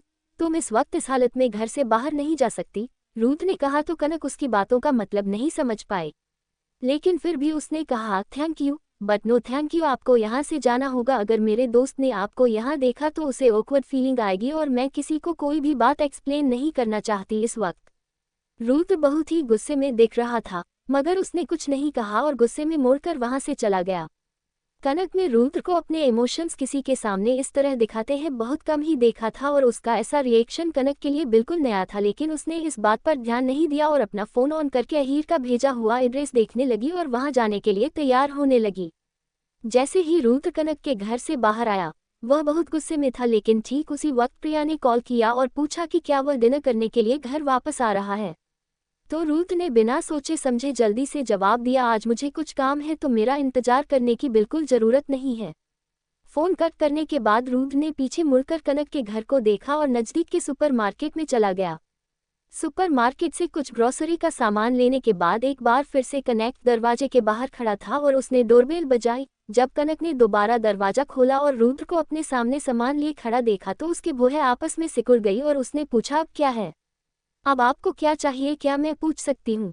तुम बीमार हो और तुम्हारा ध्यान रखने के लिए यहाँ पर कोई नहीं है, इसलिए मैंने सोचा कि जाने से पहले मैं तुम्हारे लिए खाने के लिए कुछ बना दूँ। इतना कहकर रुद्र अंदर जाने के लिए आगे बढ़ा, लेकिन कनक ने उसका रास्ता रोक लिया और कहा, थैंक यू, मगर यह बिल्कुल भी जरूरी नहीं है और उसके बावजूद मैं बाहर से कुछ ऑर्डर कर सकती हूँ। बाहर का खाना तुम्हारे लिए ठीक नहीं है और तुम जिस हालत में हो मैं तुम्हें ऐसे ही नहीं छोड़ सकता। और हाँ, तुम मेरी कंपनी के साथ काम करने आए हो तो इसलिए मुझे तुम्हारी तबीयत का ध्यान रखना होगा। इतना कहकर रुद्र ने उसका हाथ हटाया और अंदर चला गया। कनक उसे रोक भी नहीं पाई, उसने कभी भी रुद्र को इतना बेशर्मी से बिहेव करता नहीं देखा था और उसके अलावा उसके दिमाग में चल रहा था कि क्या रुद्र खाना भी बना सकता है। उनकी 3 साल की शादी में हर बार उसी ने उसके लिए खाना बनाया था। उसके हिसाब से रुद्र एक अमीर परिवार में पैदा हुआ और बड़ा हुआ है जिसने कभी किचन में कदम भी नहीं रखा होगा। वह किचन के दरवाजे के सहारे खड़े हो गई और अपने हाथ बांधकर रुद्र को खाना बनाते हुए देखने लगी। हैरानी की बात यह थी कि रुद्र तो हर चीज़ बहुत परफेक्टली कर रहा था, जैसे उसे बहुत अच्छे से खाना बनाना आता हो। उसके दिमाग में एक ही सवाल घूम रहा था कि इस आदमी ने खाना बनाना कब सीखा? क्या इसने प्रिया के बच्चे के लिए या फिर प्रिया के लिए खाना बनाना सीखा? जैसे ही कनक ने ये सोचा, उसके अंदर एक और फिर से गुस्से और जलन ने जन्म ले लिया। मैंने एक्सपेक्ट नहीं किया था कि मिस्टर ठाकुर एक मास्टर कुक होंगे, कनक ने सरकेस्टिकली कहा। लेकिन रुद्र को कोई फर्क नहीं पड़ा और उसने मुस्कुराकर कहा, पहले मुझे नहीं आता था मगर वंश खाने के मामले में बहुत नखरे करता है, इसलिए मुझे सीखना पड़ा। कनक को बिल्कुल पता था कि यह वंश कौन है और उसके गुस्से और जलन को इस बात से और हवा मिल गई। इंसान ने अपने उस बेटे के लिए खाना बनाना तक दिखा, जबकि अहीर और आरुषि के लिए उसने इस पिता का कोई फर्ज कभी नहीं निभाता, बिल्कुल भी नहीं। गेट आउट, अभी के अभी मेरे घर से निकल जाओ। अचानक से पता नहीं कनक में कहाँ से ताकत आ गई। उसने अपनी सारी ताकत का इस्तेमाल करके रुद्र को उसके हाथ से घसीटते हुए बाहर ले आई। उसने रुद्र को दरवाजे के बाहर धकेलकर दरवाजा बंद कर दिया और दरवाजा बंद होते ही उसकी आंखें लाल हो गई और आंसू बहने लगे। वह अपने आप को कई बार समझा चुकी थी कि उसे इन सब चीजों के बारे में नहीं सोचना था। क्या उसे ऑलवेज नहीं पता था कि रुद्र कैसा इंसान है? लेकिन उसका दिल अभी भी दुखता है जब जब वह सुनती है कि वह प्रिया के बच्चे के लिए कुछ भी कर सकता है, तो वह अपने गुस्सा कंट्रोल नहीं कर पाती। अगर 5 साल पहले रुद्र ने इतनी बेरहमी से उसे और उसके होने वाले बच्चों को आग में नहीं धकेला होता और उन्हें मारने की कोशिश नहीं की होती तो उसकी बच्ची आरुषि इस हालत में कभी नहीं होती। उसके लिए रुद्राक्ष को माफ करना नामुमकिन था। कनक के शरीर से सारी ताकत खत्म हो गई और वही दरवाजे के पास बैठ गई और रोने लगी। कन्फ्यूज और क्लूलेस रुद्र अभी भी बाहर एप्रन पहने खड़ा था, लेकिन उसने दरवाजा बंद होने से पहले कनक की आंखें देख ली थी और कनक की आंखों में नमी देखकर वह फिर से सोचने लगा कि उसने क्या गलत किया। तभी उसे याद आया कि उन दोनों की बातचीत के बीच उसने वंश का नाम लिया और इस बात का रुद्र को पछतावा होने लगा। अगर सामने खड़ी औरत सचमुच उसकी पत्नी कनक है तो 5 साल पहले कुछ भी क्यों न हुआ हो। उनका बच्चा अब इस दुनिया में नहीं है और उसके बावजूद उसने वंश का नाम लिया। उसके सामने वंश जो उसकी नज़रों में उसके पति की नाजायज़ औलाद है, किसी और औरत से उसका नाम लेना है कनक के जख्मों पर खंजर चलाने के बराबर था। वह इतना घटिया इंसान कैसे हो सकता है? यही सब सोचते हुए रुद्र ने फिर से एक बार अपना हाथ उठाया और दरवाज़ा नॉक करने की कोशिश की, लेकिन फिर भी वह दरवाज़ा नॉक नहीं कर पाया और उसने गहरी सांस छोड़ी और दरवाजे की तरफ एक नज़र देखकर एप्रन उतारकर वही दरवाजे से लटका दिया और अकेलेपन के साथ वापस लौट गया। वही दरवाजे के पास बैठी कनक को शांत होने में कुछ देर लग गई। वह खड़ी हुई और उसने किचन में आकर आधा पका हुआ खाना देखा। उसने खुद को शांत किया और रुद्र का छोड़ा हुआ काम पूरा करने लगी। उसे खुद को बिजी रखने की जरूरत थी। जब थोड़ी देर में पायल वापस आ गई तो उसके बाद अहीर ने उसे फ़ोन किया कि उसे पिक करने आ जाए। कनक पायल की कार लेकर अपनी बेटी को लेने के लिए चली गई और उसने किसी से भी रुद्र के घर आने के बारे में कुछ भी नहीं कहा। सैटरडे और संडे रुद्र ने उसके बाद न ही वापस आने की कोशिश की और न ही कनक को कांटेक्ट करने की। माँ बेटे की जोड़ी ने पूरे 2 दिन बहुत हंसी खुशी बिताए और कनक ने एक नज़दीकी की दुकान से अपने लिए गाड़ी भी खरीद ली। मंडे के दिन रुद्र ने ठाकुर कॉरपोरेशन का प्रेसिडेंट होने के नाते एक पब्लिक में स्टेटमेंट दिया कि मिस सिया एक डिजाइनर है जिससे उसी ने कंपनी के साथ काम करने के लिए बुलाया है और उसके पर्सनल मामलों की वजह से उन्हें प्रिया ने बहुत ज़्यादा हर्ट किया है, इसलिए उसने डिज़ाइनर सिया से उनके कंपनी और प्रिया के बिहाफ पर माफ़ी मांगी और उन्होंने मीडिया को अपने ऑफिस की सर्विलेंस फुटेज भी दे दी जिसमें साफ साफ गलती प्रिया के दिख रही थी। इन सभी चीज़ों ने प्रिया को एक तूफान के बीच में लाकर खड़ा कर दिया।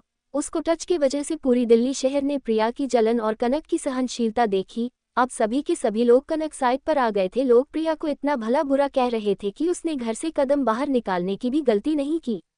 और वह गुस्से में रुद्र से सवाल करने पहुंची तो रुद्र ने जवाब दिया, ये हमारी कंपनी के लिए बहुत अच्छा है। अगर मुझे कंपनी की अच्छाई और तुम्हारे रिपुटेशन में से किसी एक को चुनना पड़े तो मैं कंपनी को चुनूंगा। हमारी कंपनी के लेटेस्ट जितने भी प्रोजेक्ट्स हैं उसमें हमारी मदद सियाही कर सकती है, उसके बिना तुम जानती हो कि हम हर रोज हमारी कंपनी को कितना नुकसान होगा।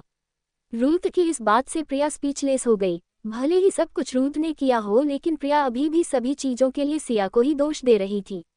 इस वक्त कनक बाहर गई हुई थी और जब वह पायल ने ये न्यूज़ देखी तो उसने डायरेक्ट कनक को फ़ोन किया और इस बारे में पूछा कि यह सब चल गया रहा है।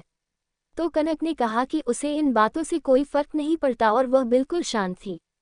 जब अहीर ने भी रुद्र का स्टेटमेंट देखा तब जाकर वह थोड़ा शांत हुआ। जब वह वंश के साथ रुद्र की कंपनी गया तो वह कुछ नहीं कर पाया। इस बात से वह बहुत ही ज़्यादा गुस्से में होता और कुछ भी करके रुद्र से बदला लेने पर उतारू था। लेकिन अब जब रुद्र ने सब बातें क्लियर कर दी है तो अब और रुद्र के साथ कुछ नहीं करेगा।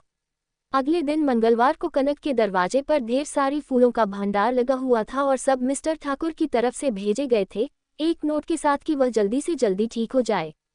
कनक बहुत ज़्यादा चिढ़ी हुई थी। 3 सालों की शादी में उसे रुद्र की तरफ से कोई गिफ्ट नहीं मिला था, एक छोटा सा फूल भी नहीं।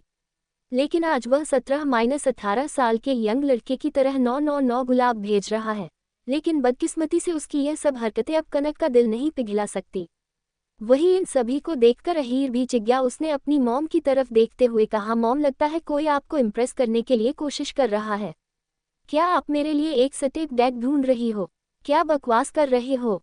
तुम बड़ों के मामले में नाक घुसाना बंद करो और अंदर जाकर अपना होमवर्क करो। अहीर को अंदर भेजने के बाद कनक अपने सारे फूल उठाकर नजदीकी के म्युनिसिपैलिटी के कचरे के डब्बे में फेंक दी। अहीर को नहीं पता था कि वह फूल किसने भेजे हैं, लेकिन किस्मत से उसके हाथ उन फूलों में से एक कार्ड लग गया, जिससे उसे पता चला कि यह सब रुद्र ने किया है और वह किसी गहरी सोच में चला गया।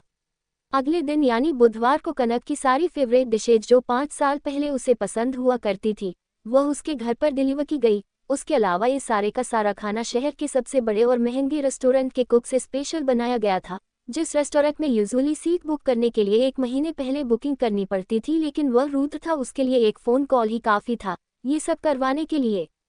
अगले दिन बृहस्पतिवार को रुद्र खुद बहुत सारे मेडिकल केयर प्रोडक्ट लेकर कनक के घर पहुंच गया, लेकिन कनक ने उसे दरवाजे से ही भगा दिया। अगले दिन शुक्रवार को रुद्र ने पूरी की पूरी एक मेडिकल टीम हायर कर ली, जिसमें शहर के सबसे बेस्ट डॉक्टर और कनक के घर भेजा, लेकिन कनक ने उन्हें भी अपने घर के अंदर नहीं आने दिया। अब कनक को लगने लगा था कि वह कुछ ही दिनों में पागल हो जाएगी। रुद्र कभी इस तरह का इंसान नहीं था, लेकिन अब वह कम्प्लीटली किसी और इंसान की तरह बिहेव कर रहा था। क्या यह एक तरीका है ताकि रुद्र कनक यही मुंह से यह बात निकलवा सके कि वह उसकी पत्नी है, या फिर कोई और बात है? यही कनक सोच रही थी।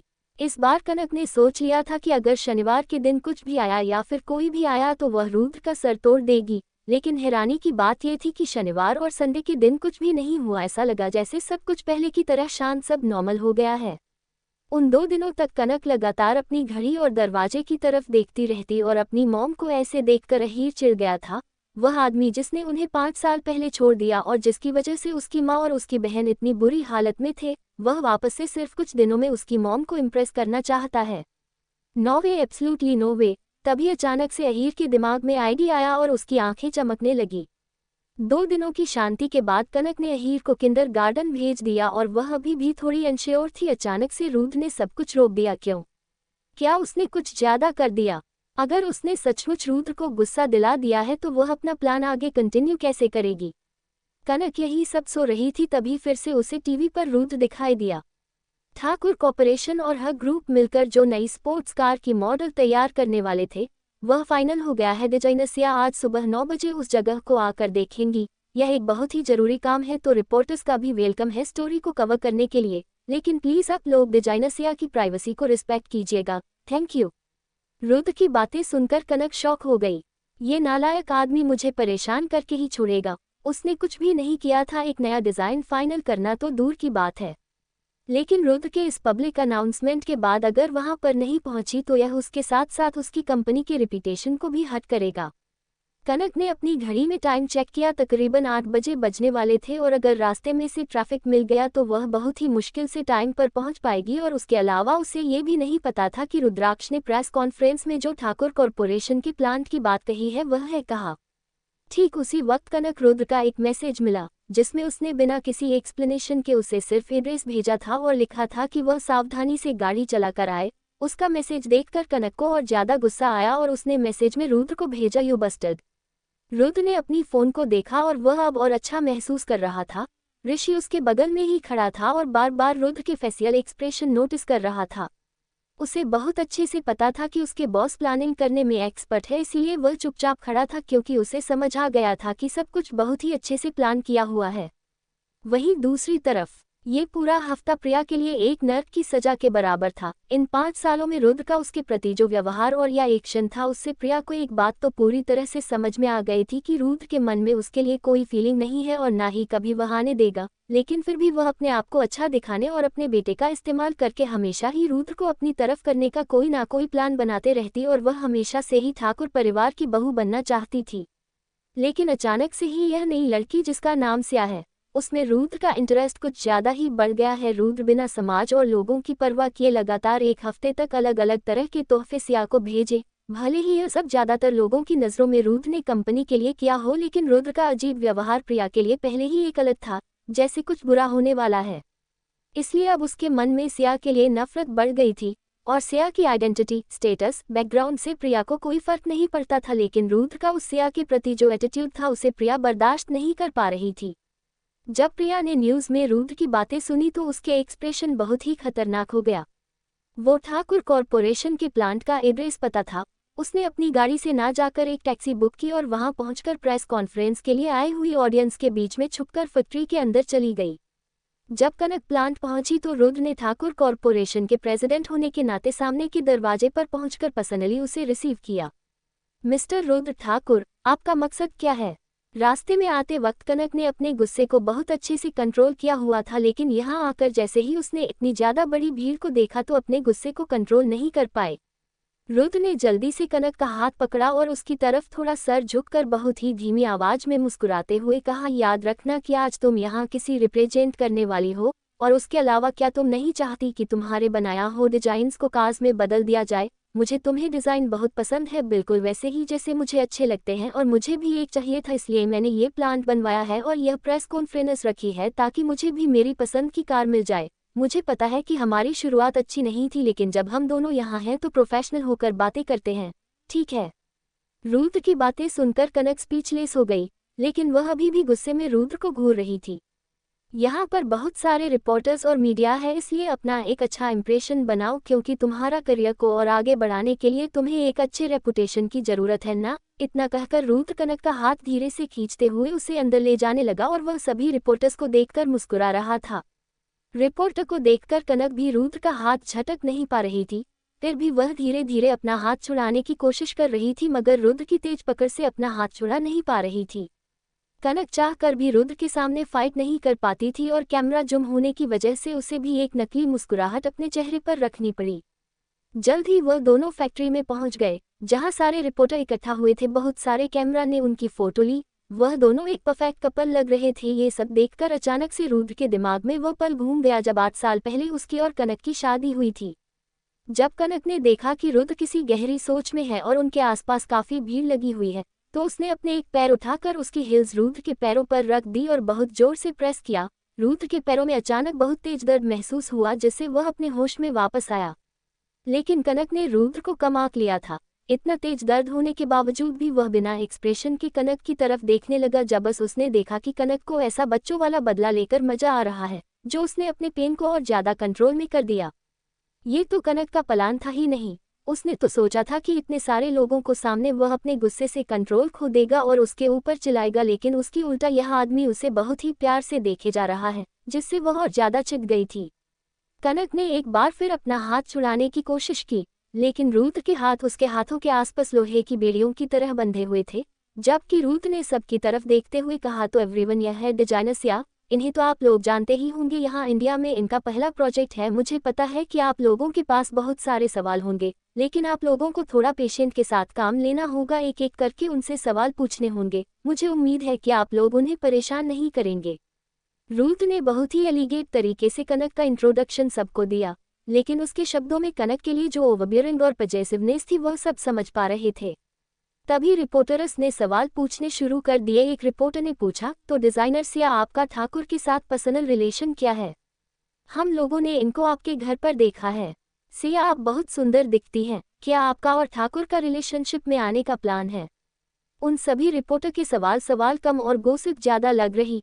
कनक को बहुत गुस्सा आ रहा था, मगर फिर भी उसने अपने गुस्से को कंट्रोल में रखा हुआ था। इन सब से बचने के लिए उसने धीरे से रुद्र को देखा। रुद्र उसके एक एक्सप्रेशन देखकर समझ गया, इसलिए उसने कहा, गाइस, एंटरटेनमेंट हेडलाइंस सेलिब्रिटीज के लिए छोड़ दीजिए। अभी के लिए मैं सिर्फ इतना कह सकता हूँ कि सिया एक प्रेशियस एसेट है मेरे और मेरी कंपनी के लिए। रुद्र की यह बात सुनकर भी रिपोर्टर्स और सवाल पूछने लगे, लेकिन रुद्र ने उन सबको इग्नोर किया और कनक का हाथ पकड़कर फैक्ट्री के अंदर चला गया। लेकिन भीड़ में खड़ी 2 खतरनाक नजरें जो कनक को बहुत बुरी तरह घूर रही थी, उन पर किसी का भी ध्यान नहीं गया।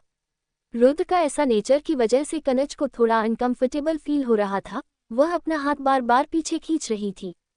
तभी रुद्र ने बात शुरू की, मैंने तुम्हारे डिजाइन देखे थे जो बिल्कुल वैसे ही थे जैसे मुझे कार चाहिए। मैंने भी एक कार डिजाइन की है, क्या तुम उसे ट्राई करना चाहोगी? रुद्र की तारीफ का कनक पर कोई असर नहीं हुआ। जब वह छोटी थी तो उसे पेंटिंग का बहुत शौक था, लेकिन उसके डिजाइनिंग सीखने का सच्चा कारण रुद्र ही था। ये सबसे पहले रुद्र की पसंद हुआ करती थी और इसी में कनक ने अपना करियर बनाने का सोचा और उसने तो ये भी डिसाइड कर लिया था कि वह अपना पहला काम रुद्र को बर्थडे गिफ्ट के तौर पर देगी। कितनी बेवकूफ़ थी वह, लेकिन उसने कभी नहीं सोचा था कि ऐसा कुछ होने से पहले ही वह दोनों अलग हो जाएंगे। जो सबसे पहले कार डिज़ाइन की थी वह बेसिकली रुद्र की आइडिया पर ही बेस थी, लेकिन कनक ने उसमें कुछ चीज़ें मॉडिफाइड कर दी थी और उसमें सेफ्टी फीचर्स और एलिमेंट दिखने के लिए कुछ और चीज़ें ऐड कर दी थी। लेकिन इत्तेफाक से जब वह डिज़ाइन बाहर आया तो वह समय था जब प्रिया के बच्चे ने जन्म लिया था और उस वक्त कनक आग से मिले हुए घायल से हर रोज तड़प रही थी। वह पूरी रात सो नहीं पाती थी और उस टाइम उससे सिर्फ एक ही बात की चिंता होती थी कि उसके बच्चे को कुछ ना हो जाए। अब वही कार का डिज़ाइन ठीक उसके सामने पर गया हुआ था। भले ही यह सिचुएशन बुरी थी या फिर कनक रुद्र से नफरत करती थी, मगर फिर भी उसे यह गाड़ी चलानी थी। देखा जाए तो बेसिकली रुद्र ही कार डिजाइनिंग में उसका पहला गुरु था। अब जब उसके गुरु ने कोई चीज़ डिज़ाइन की है तो उसे चला कर देखना था और पता लगाना था कि वह उसकी डिज़ाइन की हुई कार से बेहतर है या नहीं। मैं क्या चला कर देख सकती हूँ? ऑफ कोर्स, रुद्र तुरंत मान गया। उसकी बात सुनते ही कनक ने हाथ से चाबियां ली और गाड़ी में जाकर बैठ गई। रुद्र भी उसके बगल वाली सीट पर बैठने वाला था, मगर कनक ने उसे मना करते हुए कहा, मिस्टर ठाकुर, मैं खुद ही चलाकर ट्राई करना चाहती हूँ और अगर आप मेरे साथ होंगे तो मुझे डिस्टर्बेंस होगा, इसलिए आप प्लीज़ मत बैठिए। उसकी बात सुनकर रुद्र ने धीरे से पूछा, क्या तुम श्योर हो तुम चला पाओगी? 100% श्योर हूँ। मैं एक लड़की हूँ, इसलिए आप मेरी ड्राइविंग स्किल्स पर शक मत कीजिए। अगर आपकी यह कार परफेक्टली मेंटेन होगी जैसा कि आपने कहा तो मैं ठीक रहूंगी।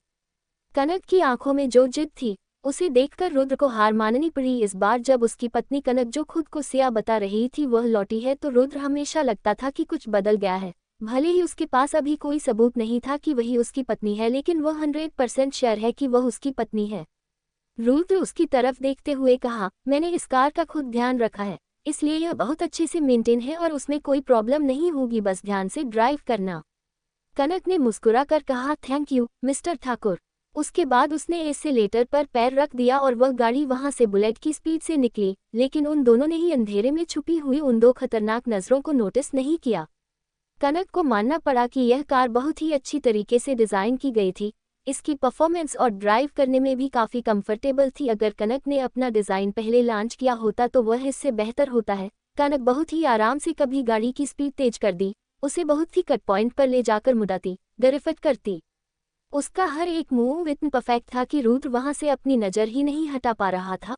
उसने कभी भी एक औरत को कोई स्पोर्ट्स कार इतनी अच्छी तरह से और इतने अग्रेसिवली ड्राइव करते हुए नहीं देखा था।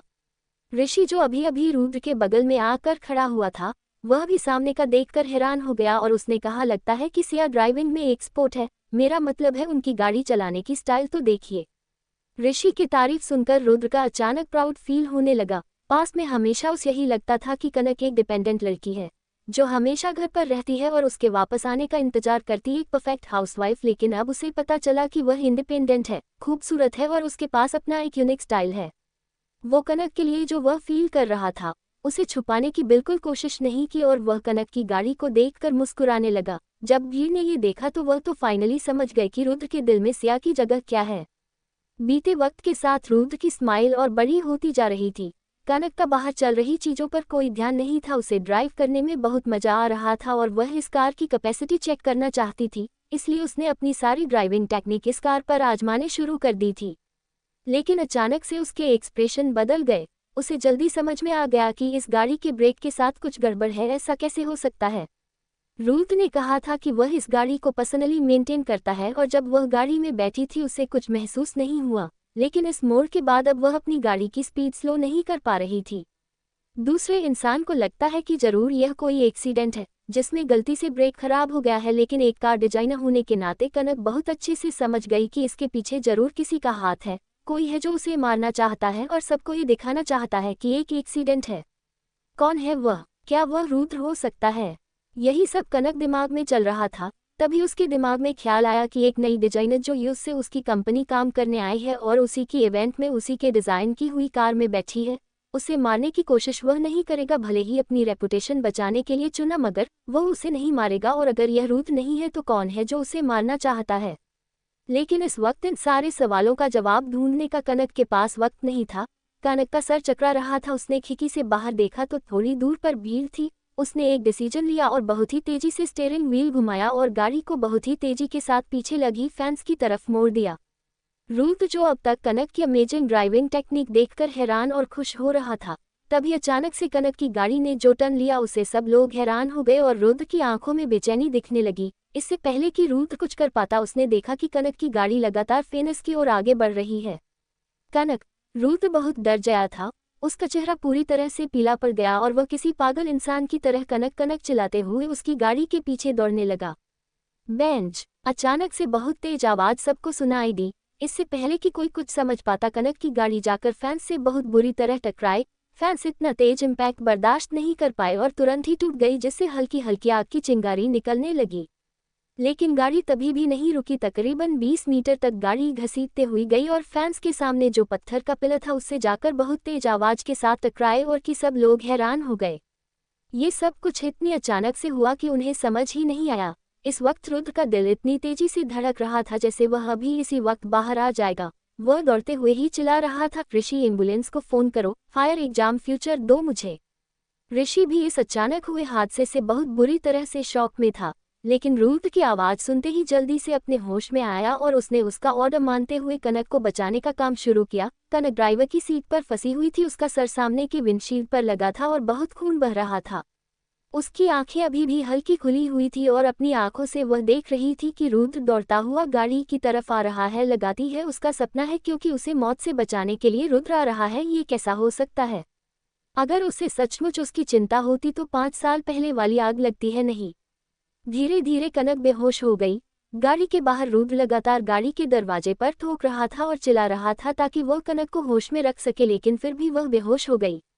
उसे इस तरह देखकर रुद्र को ऐसा लगा जैसे उसकी धड़कनें बंद हो गई हो। उसने 5 साल पहले कनक को आग में जलते हुए नहीं देखा था, लेकिन आज उसे इस सिचुएशन में देखकर उसे ऐसा लग रहा था जैसे कोई उसके दिल पर खंजर से वार कर रहा हो। उसने अपना सारा गुस्सा और फ्रस्ट्रेशन गाड़ी के दरवाजे पर निकल दिया और वह अपने हाथों से ही दरवाजा तोड़ने की कोशिश करने लगा। उस कांच की वजह से उसके हाथ कट गए और चारों तरफ उसका खून बहने लगा, लेकिन उसे इस वक्त कुछ महसूस नहीं हो रहा था।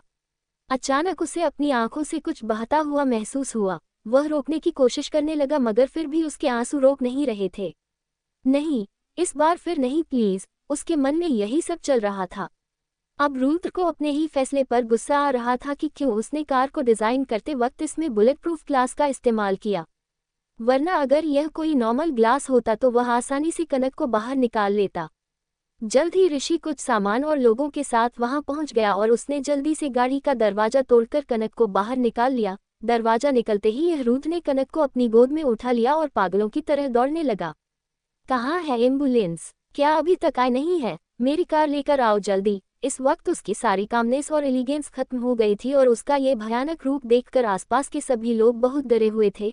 जैसे ही वह लोग कनक को लेकर वहां से 10-15 फीट की दूरी पर आए, गाड़ी अचानक से ही ब्लास्ट हो गई।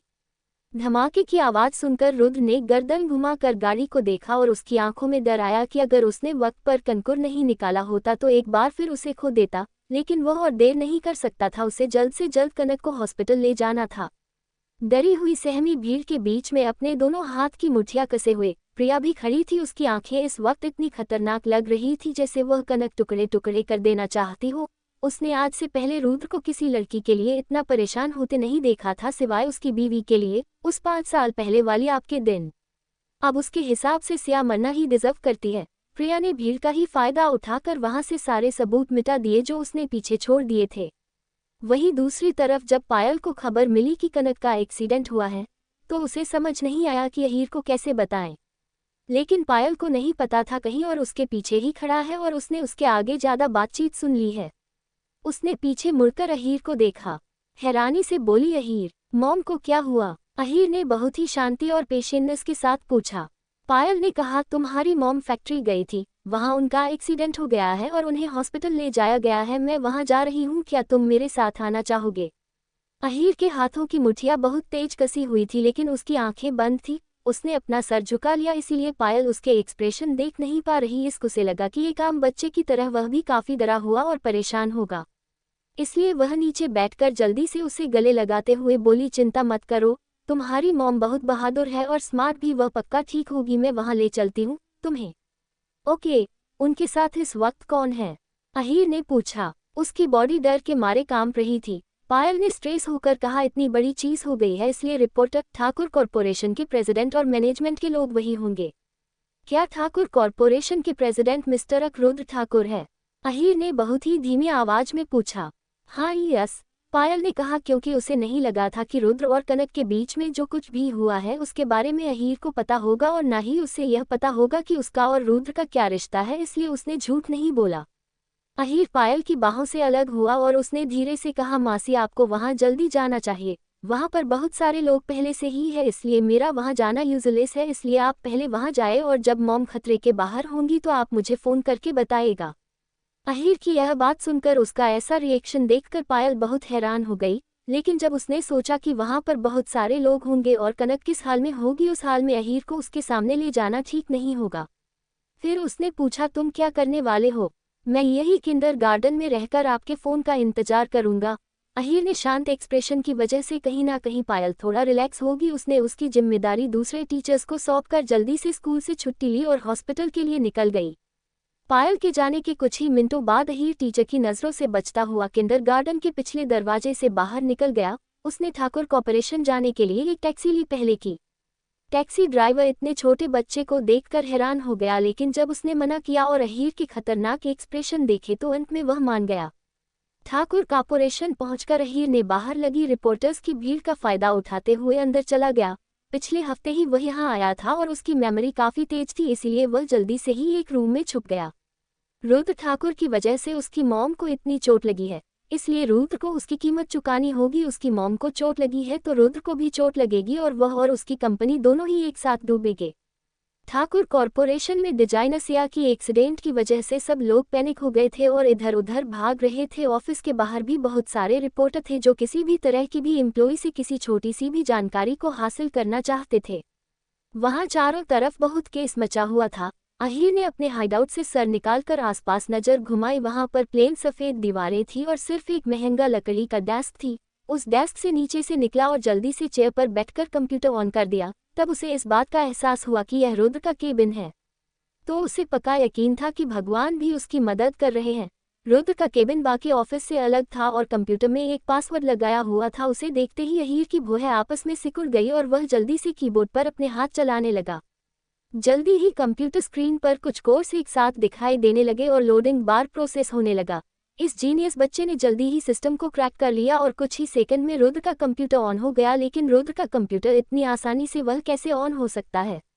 भले ही उसे लग रहा था कि सब कुछ इतना आसान होना सही नहीं है, फिर भी वह कंप्यूटर कीबोर्ड पर उंगलियां चलाने लगा।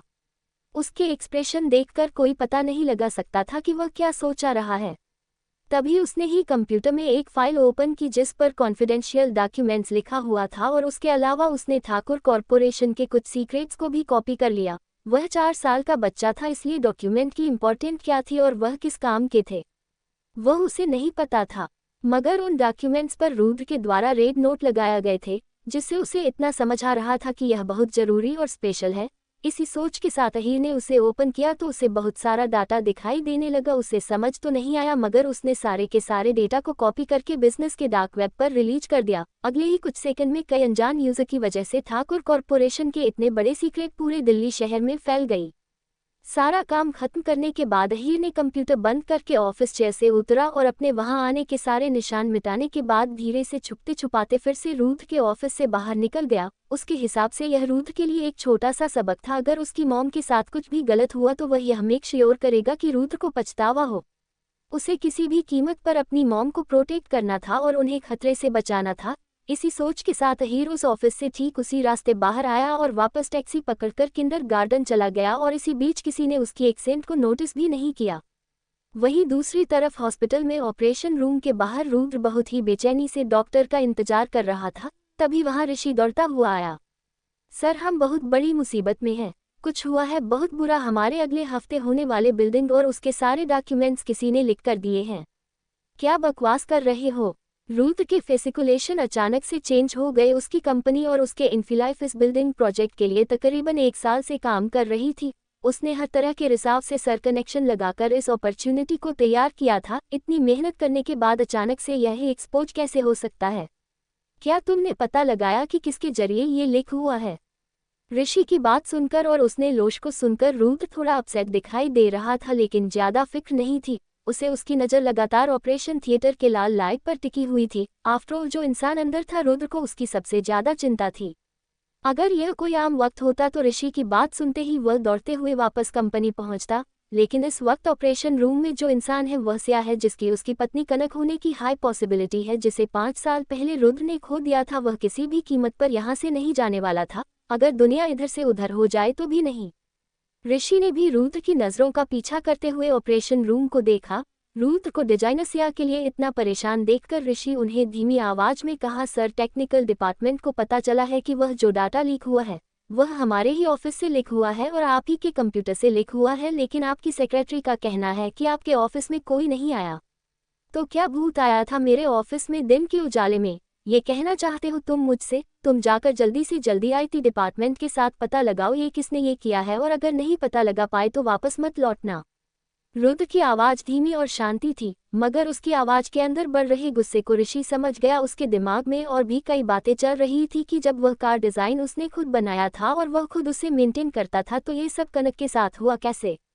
उसने ऋषि की तरफ देखते हुए पूछा, तुमने कार को चेक किया?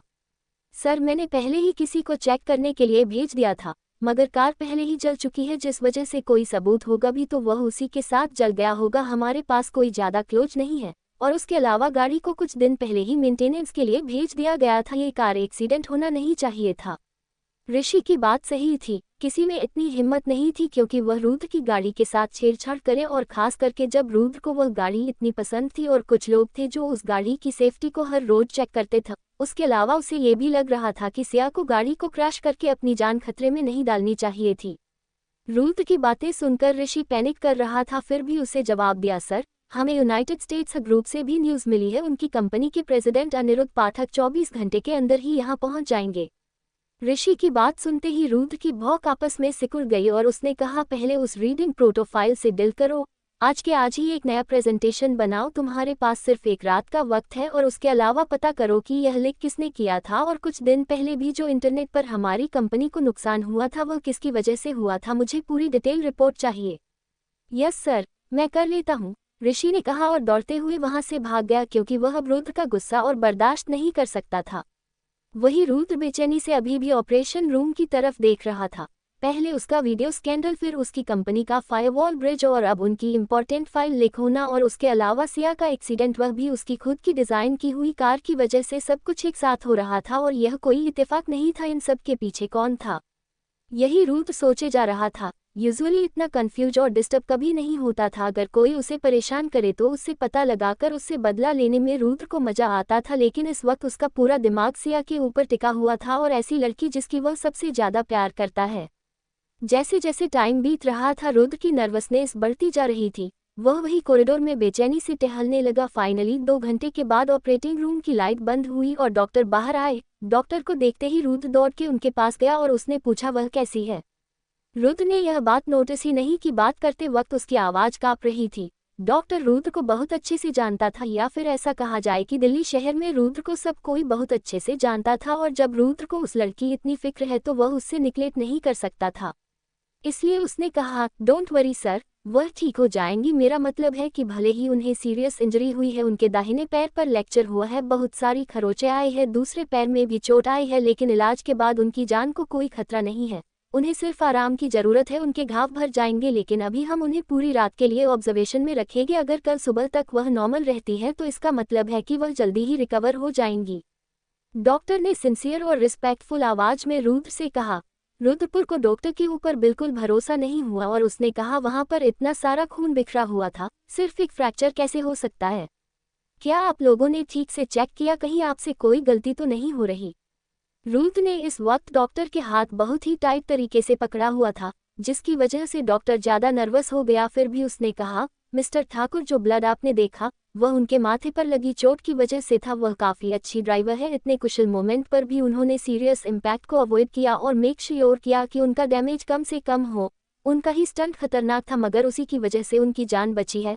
हमने एक बार ही नहीं, उन्हें 2 बार बहुत अच्छे से चेक किया है। उनके राइट पैर में एक फ्रैक्चर और सर पर चोट है, बाकी छोटे मोटे खरोंचे हैं। मैं आपको गारंटी दे सकता हूँ मिस्टर ठाकुर, आप आराम कर सकते हैं, वह बिल्कुल ठीक है। डॉक्टर की पूरी बात सुनने के बाद फाइनली रुद्र शांत हुआ। तभी उसने देखा कि कनक को स्ट्रेचर पर बाहर लाया जा रहा था। उसका छोटा सा चेहरा जो हमेशा चमकता हुआ रहता था वह अभी पूरी तरह से पीला पड़ा था। उसे वक्त ऐसा लग रहा था कि दो इनविजिबल हाथ उसके गले को बहुत तेज दबा रहे हैं। इन्हें बेस्ट ट्रीटमेंट दो या फिर मैं कोई स्पेशल केयर के लिए बुलाओ। नहीं, इसकी जरूरत नहीं है, मैं यहाँ से संभाल लूंगी। पायल कुछ देर पहले ही वहां पहुंच गई थी लेकिन उसने आगे आकर रुद्र को रोका नहीं। वह देख सकती थी कि रुद्र को कनक की चिंता है लेकिन उसने इस बात को बिल्कुल अप्रिशिएट नहीं किया। कनक के पास एक नया चेहरा और एक नया नाम था सिया का, जो रुद्र के लिए बिल्कुल अनजान था। वह एक अनजान इंसान के लिए इतना घनिष्ठ कैसे हो सकता है, जबकि 5 साल पहले उसने अपनी बीवी कनक के साथ इतना क्रूवल व्यवहार किया था।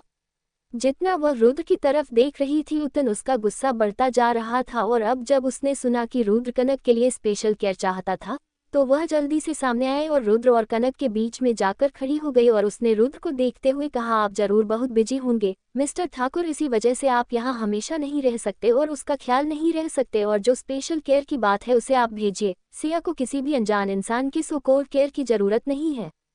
पायल के आवाज और एक्सप्रेशन बहुत ही सुंदर थे। रुद्र ने देखा कि पायल कैसे कनक की हिफाजत कर रही है और तभी उसके दिमाग में वह सीन घुमा जब 5 साल पहले पायल इसी तरह उसकी अपनी कनक को डिफेंड कर रही थी और अब सिया को भी वैसे ही प्रोटेक्ट रही है। वह अपने आप को इस बात के लिए मना ही नहीं पा रहा था, ये सब सिर्फ एक इत्तेफाक है। रुद्र ने पायल को एक नज़र देखा है और उसके बाद कहा, ठीक है, अगर तुम इसका ख्याल रखना चाहती हो तो, लेकिन सारे बिल में पे करूंगा। मुझे तुम्हारे पैसे नहीं चाहिए, मैं तुम्हारे नौकर नहीं हूँ। सिया, आराम की जरूरत है मिस्टर ठाकुर, प्लीज वापस चले जाए और रिपोर्टर की भीड़ को भी अपने साथ वापस ले जाएगा। पायल कहते वह गुस्से से कांप रही थी। उसके हिसाब से रुद्र भी पहले की तरह ही था, एक मैनिपुलेटेड इंसान, पैसे और पावर के दम पर सबको बेइज्जत करता है। उसे समझ नहीं आ रहा था कि ऐसे इंसान के साथ 3 साल तक उसकी दोस्त रही कैसे थी। लेकिन रुद्र को पायल के द्वारा की गई इंसल्ट से कोई फर्क नहीं पड़ा।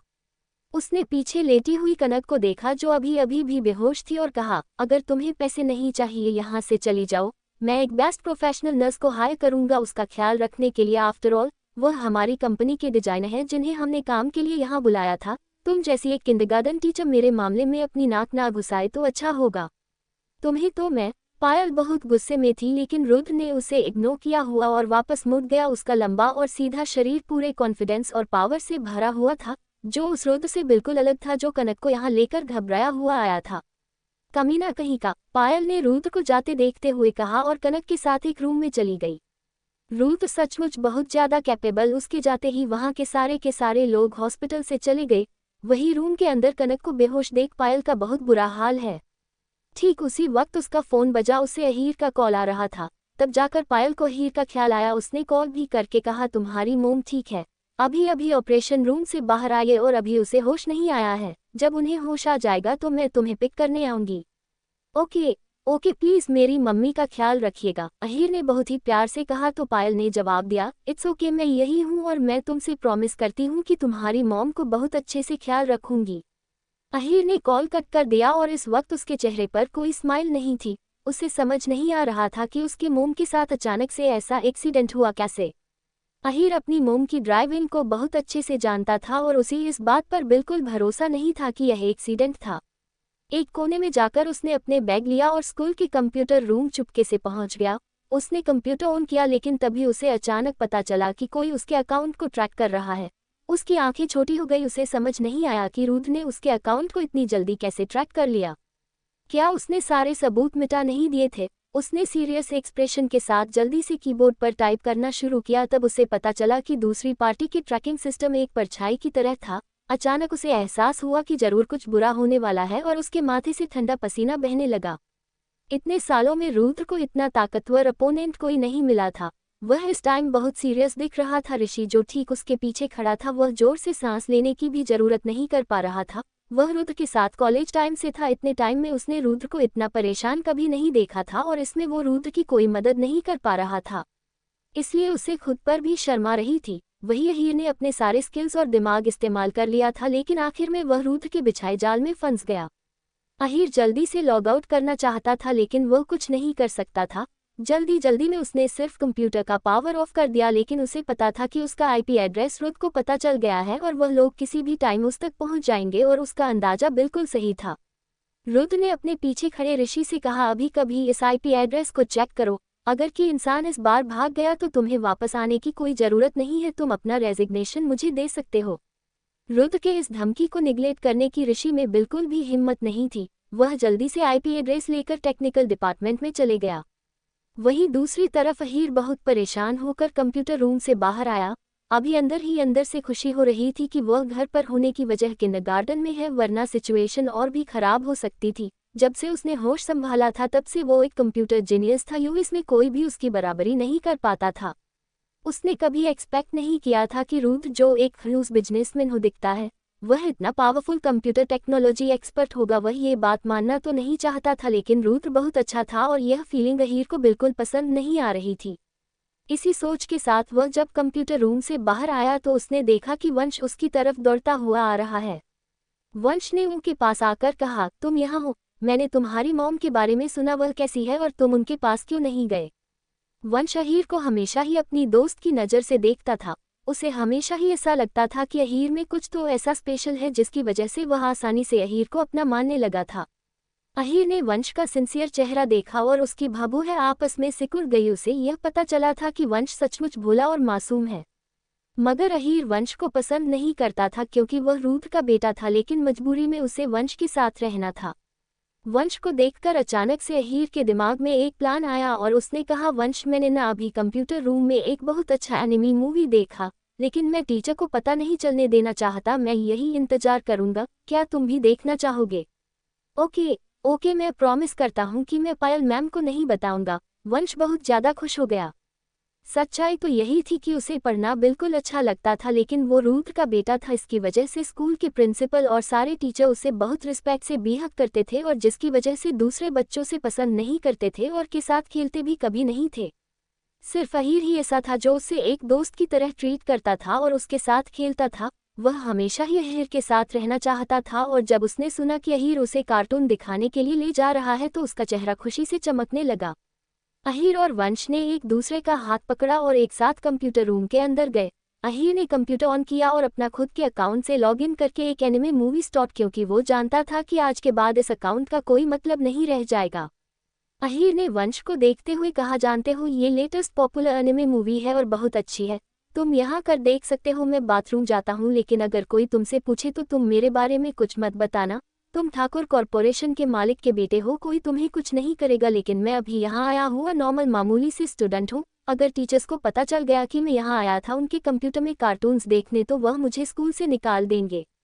जब वंश ने सुना कि अहीर को स्कूल से निकाल दिया जाएगा, इसका मतलब वह अपने नए दोस्तों का भी नहीं देख पाएगा, इसलिए उसने हाँ में जल्दी से सर हिलाया और कहा, तुम चिंता मत करो, मैं किसी को नहीं बताऊंगा कि तुम यहाँ थे, मैं किसी को नहीं बताऊंगा। तभी अहीर ने कहा, तुम अपनी फैमिली में भी किसी को नहीं बताओगे, न अपने पापा को भी नहीं। वंश ने 2 बार अपने सीने पर हाथ थपथपाया और प्राउडली कहा, तुम चिंता मत करो, अगर डैडी मुझे थप्पड़ भी मारेंगे तो मैं कुछ नहीं कहूंगा, तुम मेरे सबसे अच्छे दोस्त हो। अहीर ने धीरे से उसका कंधा थपथपाया और मुस्कुराते हुए बाहर चला गया। ऋषि के आईपी एड्रेस से टेक्निकल डिपार्टमेंट के लोगों ने जल्दी ही मेन बिल्डिंग का एड्रेस पता कर लिया, मगर उसे देखकर वह लोग कंफ्यूज हो गए। ऋषि ने रुद्र से आकर कहा, सर, हमने एड्रेस पता कर लिया है, वो वंश बाबा के किंडरगार्टन का है। ऋषि की बात सुनते ही रुद्र के भौहें सिकुड़ गई। उसे समझ नहीं आया कि किंडरगार्टन में कौन सा उसका दुश्मन पैदा हो गया। चलो हम वहां खुद चलकर देखते हैं। इतना कहकर रुद्र खड़ा हुआ और अपनी गाड़ी में बैठकर किंडरगार्टन के लिए निकल गया। ठाकुर कॉरपोरेशन को इस बार काफी बड़ा नुकसान हुआ था। भले ही पैसा उसके लिए ज्यादा मायने नहीं रखता था, क्योंकि ठाकुर परिवार के पास इतना पैसा था कि वह लोग 100 साल भी आराम से बैठकर खा सकते थे। उसके गुस्सा होने का मेन रीजन ये था कि उनके बिजनेस के सीक्रेट को लीक किया गया था, इसलिए वो किसी भी कीमत पर उस इंसान को पकड़ना चाहता था। जब स्कूल के प्रिंसिपल और टीचर ने रुद्र को वहां आया हुआ देखा तो वह लोग अपने आप ही डर के मारे कांपने लगे, लेकिन रुद्र ने उनके एक्सप्रेशन को इग्नोर किया और पूछा, इस वक्त कंप्यूटर रूम में कौन है? उसका सवाल सुनकर प्रिंसिपल ने कंफ्यूजन में टीचर को देखा और जल्दी से कहा, सर, इस समय कंप्यूटरों में कोई नहीं है। उसका जवाब सुनकर रुद्र सीधा कोल्डफेस के साथ कंप्यूटर रूम की तरफ बढ़ गया। अहीर, जो एक कोने में छुपकर सब कुछ देख रहा था, जो उसने देखा कि भीड़ चली गई है तो वह डायरेक्ट अपने क्लास में भाग गया। रुद्र ने दरवाजा खोला तो उसने देखा कि चेयर पर बैठकर एक बच्चा पेट पकड़ता हंसते हुए कंप्यूटर पर कार्टून देख रहा है। वह वंश था, उसका बेटा। वंश को वहां देखकर ऋषि भी बहुत ज्यादा हैरान हो गया। उसने कहा, क्या ये सचमुच वंश बाबा थे? उसे बिल्कुल भी यकीन नहीं हो रहा था कि उसने जो सुपर कंप्यूटर ट्रिक्स देखे वह एक्चुअल में वंश कर रहा था। रुद्र के चेहरे पर इस वक्त थोड़ा गर्व और हैरानी दोनों दिखाई दे रही थी। उसने अपनी आवाज नर्म करते हुए कहा, वंश तुम यहाँ क्या कर रहे हो? रुद्र की आवाज काफी धीमी थी, मगर फिर भी उसकी आवाज सुनकर वंश डर गया। वह उसी से नीचे उतरा और रुद्र को देखकर हैरान हो गया। उसने रुद्र को गले लगाने के लिए अपनी बाहें खोली और कहा, डैड। रुद्र भी खुद को रोक नहीं पाया और उसने छोटे बच्चे को गोद में उठाते हुए प्यार से कहा, हे बड़ी, तुम डैडी के क्वेश्चन का जवाब भी नहीं दे रहे। बच्चे की मासूम आंखों को देखते हुए रुद्र का आधा गुस्सा अपने आप ही गायब हो गया, लेकिन इतने लोगों का लीडर और एक पब्लिक फिगर होने के नाते उसे अपने इमेज मेंटेन करनी थी।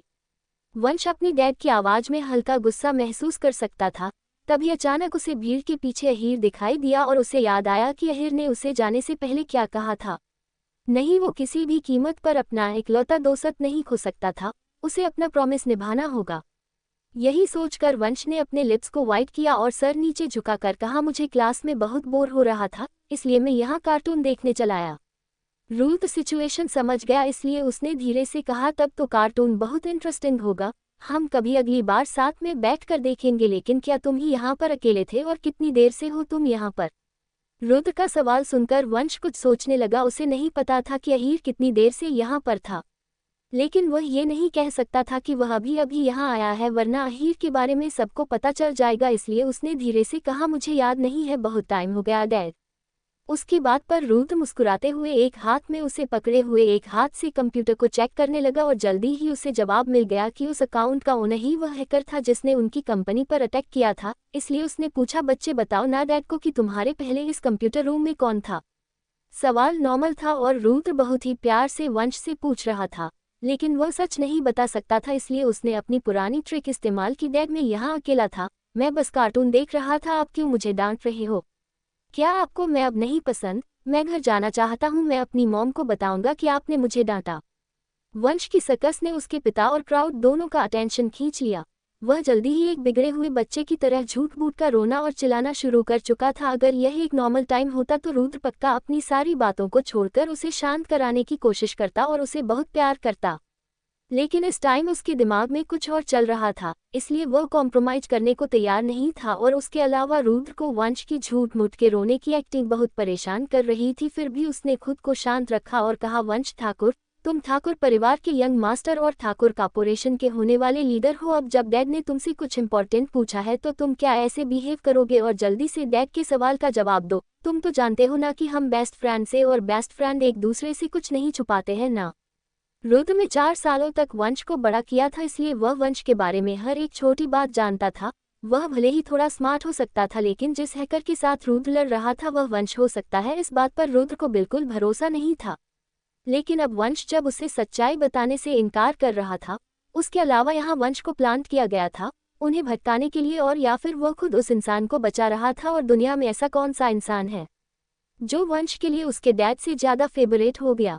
यही सब सवाल रुद्र को और परेशान कर रहे थे। और वही रुद्र बातें सुनकर वंश और जोर से रोने लगा, डैडी आप बहुत मीन हो, मैं आपसे बात नहीं करूंगा, मुझे जाने दो। उसे इस तरह देखकर रुद्र ने उसे ऋषि के हाथों में दिया और ऋषि उसे लेकर बाहर चला गया। जब वह अहीर के पास से होकर गुजरा तो वंश ने धीरे से उसे एक आंख मारी, जिसे अहीर के अलावा किसी ने नोटिस नहीं किया। वह एक्सप्रेशन से ही कहना चाह रहा था, तुम चिंता मत करो, मैं किसी को नहीं बताऊंगा, हम भाई हैं। वंश के ऐसे रशियन देखकर अचानक अहीर को गिल्ट होने लगा। वह चिल्ला चिल्ला कर सबको बता देना चाहता था कि वही हैकर है और इसमें वंश की कोई गलती नहीं है। उसी वक्त रुद्र का फोन बजा। रुद्र कॉल पिक किया और कहा, क्वोट, हालत ठीक नहीं है? मतलब क्या है? तुम कुछ भी करो और सिया को ठीक रखो, मैं अभी वहां पहुंचता हूं। इतना कहकर रुद्र ने कॉल कट किया और तेजी से दौड़कर बाहर जाने लगा। और रुद्र की बातें सुनकर अहीर अंदर से डर गया, उसकी मोम खतरे में है। वह अपने आंसू और नहीं रोक पाया और रोते हुए कांपने लगा। वह जल्दी से दौड़कर रुद्र के पीछे गया और उसने रुद्र का हाथ पकड़ते हुए कहा, मुझे भी हॉस्पिटल ले चलिए। रुद्र ने उम्मीद नहीं की थी कि अहीर उसे मिलेगा और इस वक्त वह इसी तरह की कोई बात नहीं करना चाहता था, इसलिए उसने कहा, मेरे पास वक्त नहीं है बच्चे, मुझे जाने दो। यहाँ का इंचार्ज कौन है?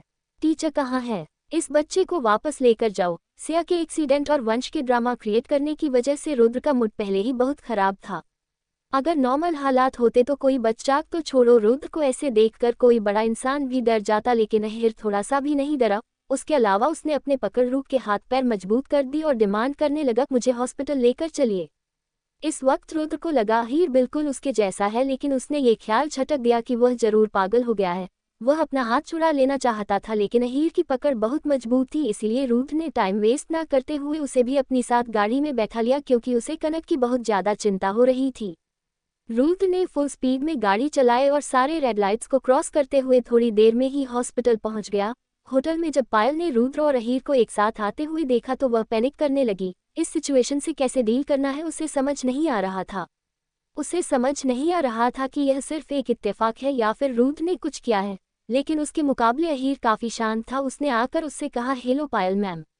पायल ने हाँ सर हिला दिया। तभी रुद्र ने बेचैनी से पूछा, कैसी है वह, क्या वह ठीक है और वह फिर से खतरे में कैसे पड़ गई। जैसे ही पायल ने रुद्र को देखा उसके चेहरे का रंग काला पड़ गया। इस बार जो उसने देखा कि रुद्र कनक के बारे में कैसे पूछ रहा है, तो उसके दिमाग में वही सब घूमने लगा जो सब कनक ने सहा है, और वह अपने गुस्से को कंट्रोल नहीं कर पाए और गुस्से में चिल्लाती हुई बोली, तुम मुझसे क्यों पूछ रहे हो? क्या मैं सर्टेनली एक डॉक्टर बन गई हूँ? मुझे कैसे पता होगा, और अगर तुम नहीं होते तो सिया इस हाल में कभी नहीं होती। पायल को अपने ऊपर चिल्लाते हुए देखकर रुद्राक्ष में बहुत ही सख्त आवाज में कहा, मिस पायल शर्मा, आप मुझसे इस तरह बात नहीं करें तो अच्छा होगा। मैं भी उसे हर्ट नहीं करना चाहता था।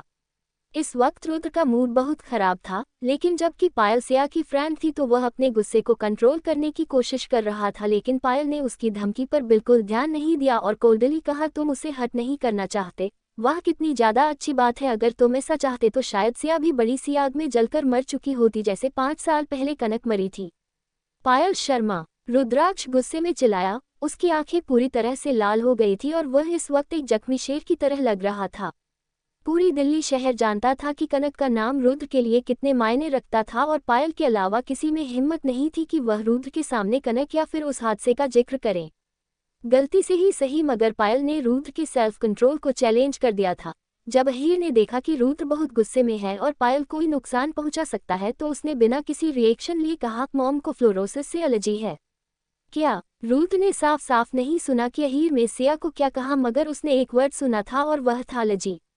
तुम्हारा मतलब है कि उसे एक एलर्जी है? इससे पहले मुझे किसी ने बताया क्यों नहीं?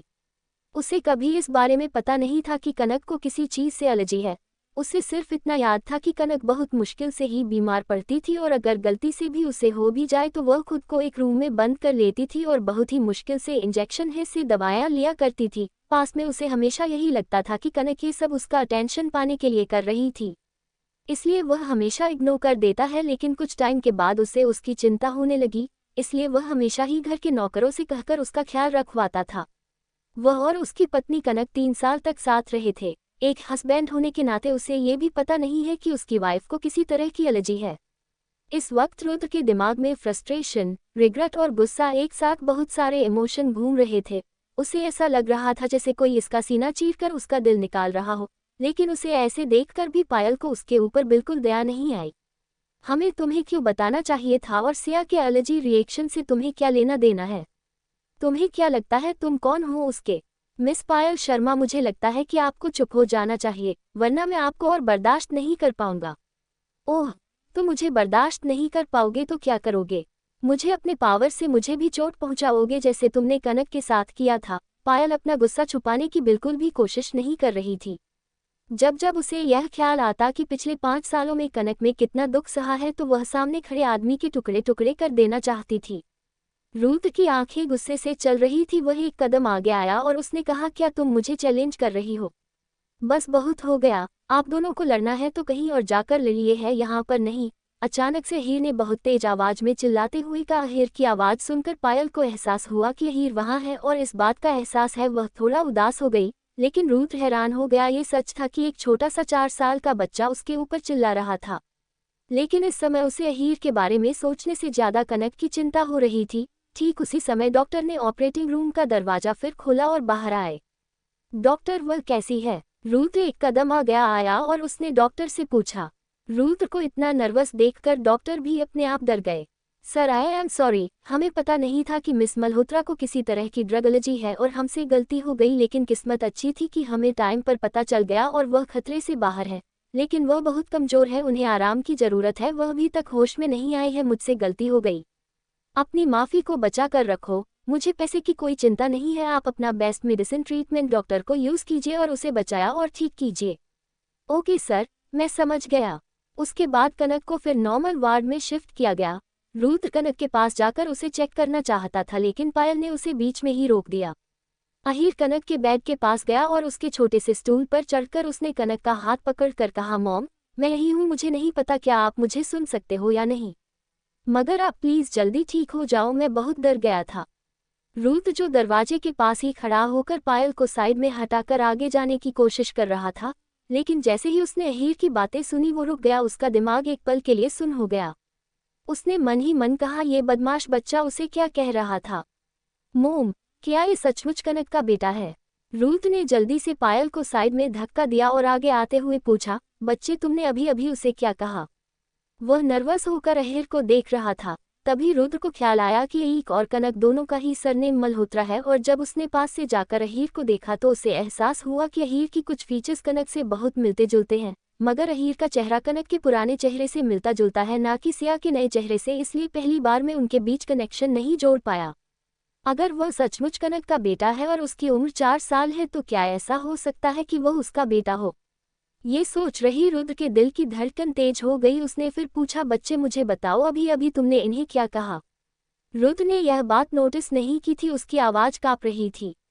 वही अहीर ऐसे रिक कर रहा था जैसे उसने रुद्र की कोई बात नहीं सुनी, और उसने फिर से कनक की तरफ देखते हुए कहा, आप अपनी बातों से मुकर नहीं सकती है, आपने कहा था कि आप काम खत्म करने के बाद मुझे पार्क ले चलेंगी, अगर आप मुझे नहीं ले गई तो इसका मतलब आप झूठ बोल रही थी। अहीर लगातार कनक की तरफ देखे जा रहा था। उसकी आंखें आंसुओं से भरी हुई थी, लेकिन उन्हें बहने से किसी तरह अहीर ने रुका हुआ था। रुद्र को ऐसा लग रहा था जैसे कोई उसके दिल को उसके जिस्म से अलग कर रहा है। रुद्र ठाकुर, बस बहुत हो गया, यहाँ से बाहर जाओ, उसे डिस्टर्ब मत करो, उसे आराम की जरूरत है, पायल चिल्ला रही थी।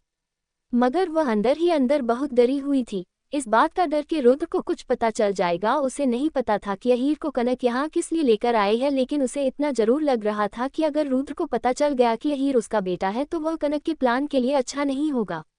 इसीलिए वह बार बार रुद्र को यहाँ से निकालने की कोशिश कर रही थी। रुद्र को लग रहा था कि आज उसने बहुत कुछ सह लिया है और उसमें बिल्कुल हिम्मत नहीं बची थी, इसलिए वह भी रूम से बाहर चला गया। वहीं दूसरी तरफ वंश को घर भेजने के बाद और ऋषिक वापस हॉस्पिटल आया और रुद्र को इस हालत में देखकर उसने पूछा, सर क्या आप ठीक है? क्या डिजाइनर, बकवास बंद करो। रुद्र ने वही कॉरिडोर में बैठते हुए उसे घूर कर कहा, ऋषि अभी के अभी वापस अहीर के किंडरगार्टन जाओ और वहां से उसके बाल या फिर उसकी खाए नहीं कोई भी चीज का प्लेट जो भी मिले उसे ले जाकर डीएनए टेस्ट कराओ। रुद्र की बात से ऋषि कंफ्यूज हो गया और उसने पूछा, सर अहीर कौन है?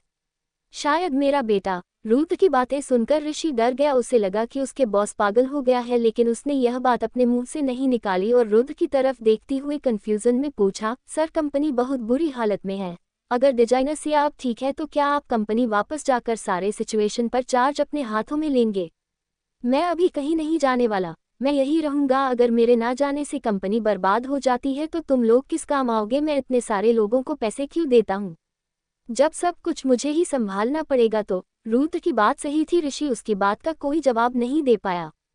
तभी उसे कुछ याद आया, उसने कहा, by the way sir, mister Pathak जल्दी ही डिजाइनर सिया से मिलने के लिए आने वाले थे, मगर उनके प्लेन में कुछ चेंज आ गया है, उन्हें कोई अर्जेंट काम आ गया था, इसकी वजह से वह यहाँ नहीं आ पाए, लेकिन उनकी सेक्रेटरी ने हमें धमकी दी है कि अगर सिया के साथ कुछ भी गलत हुआ तो वह लोग हमें छोड़ेंगे नहीं।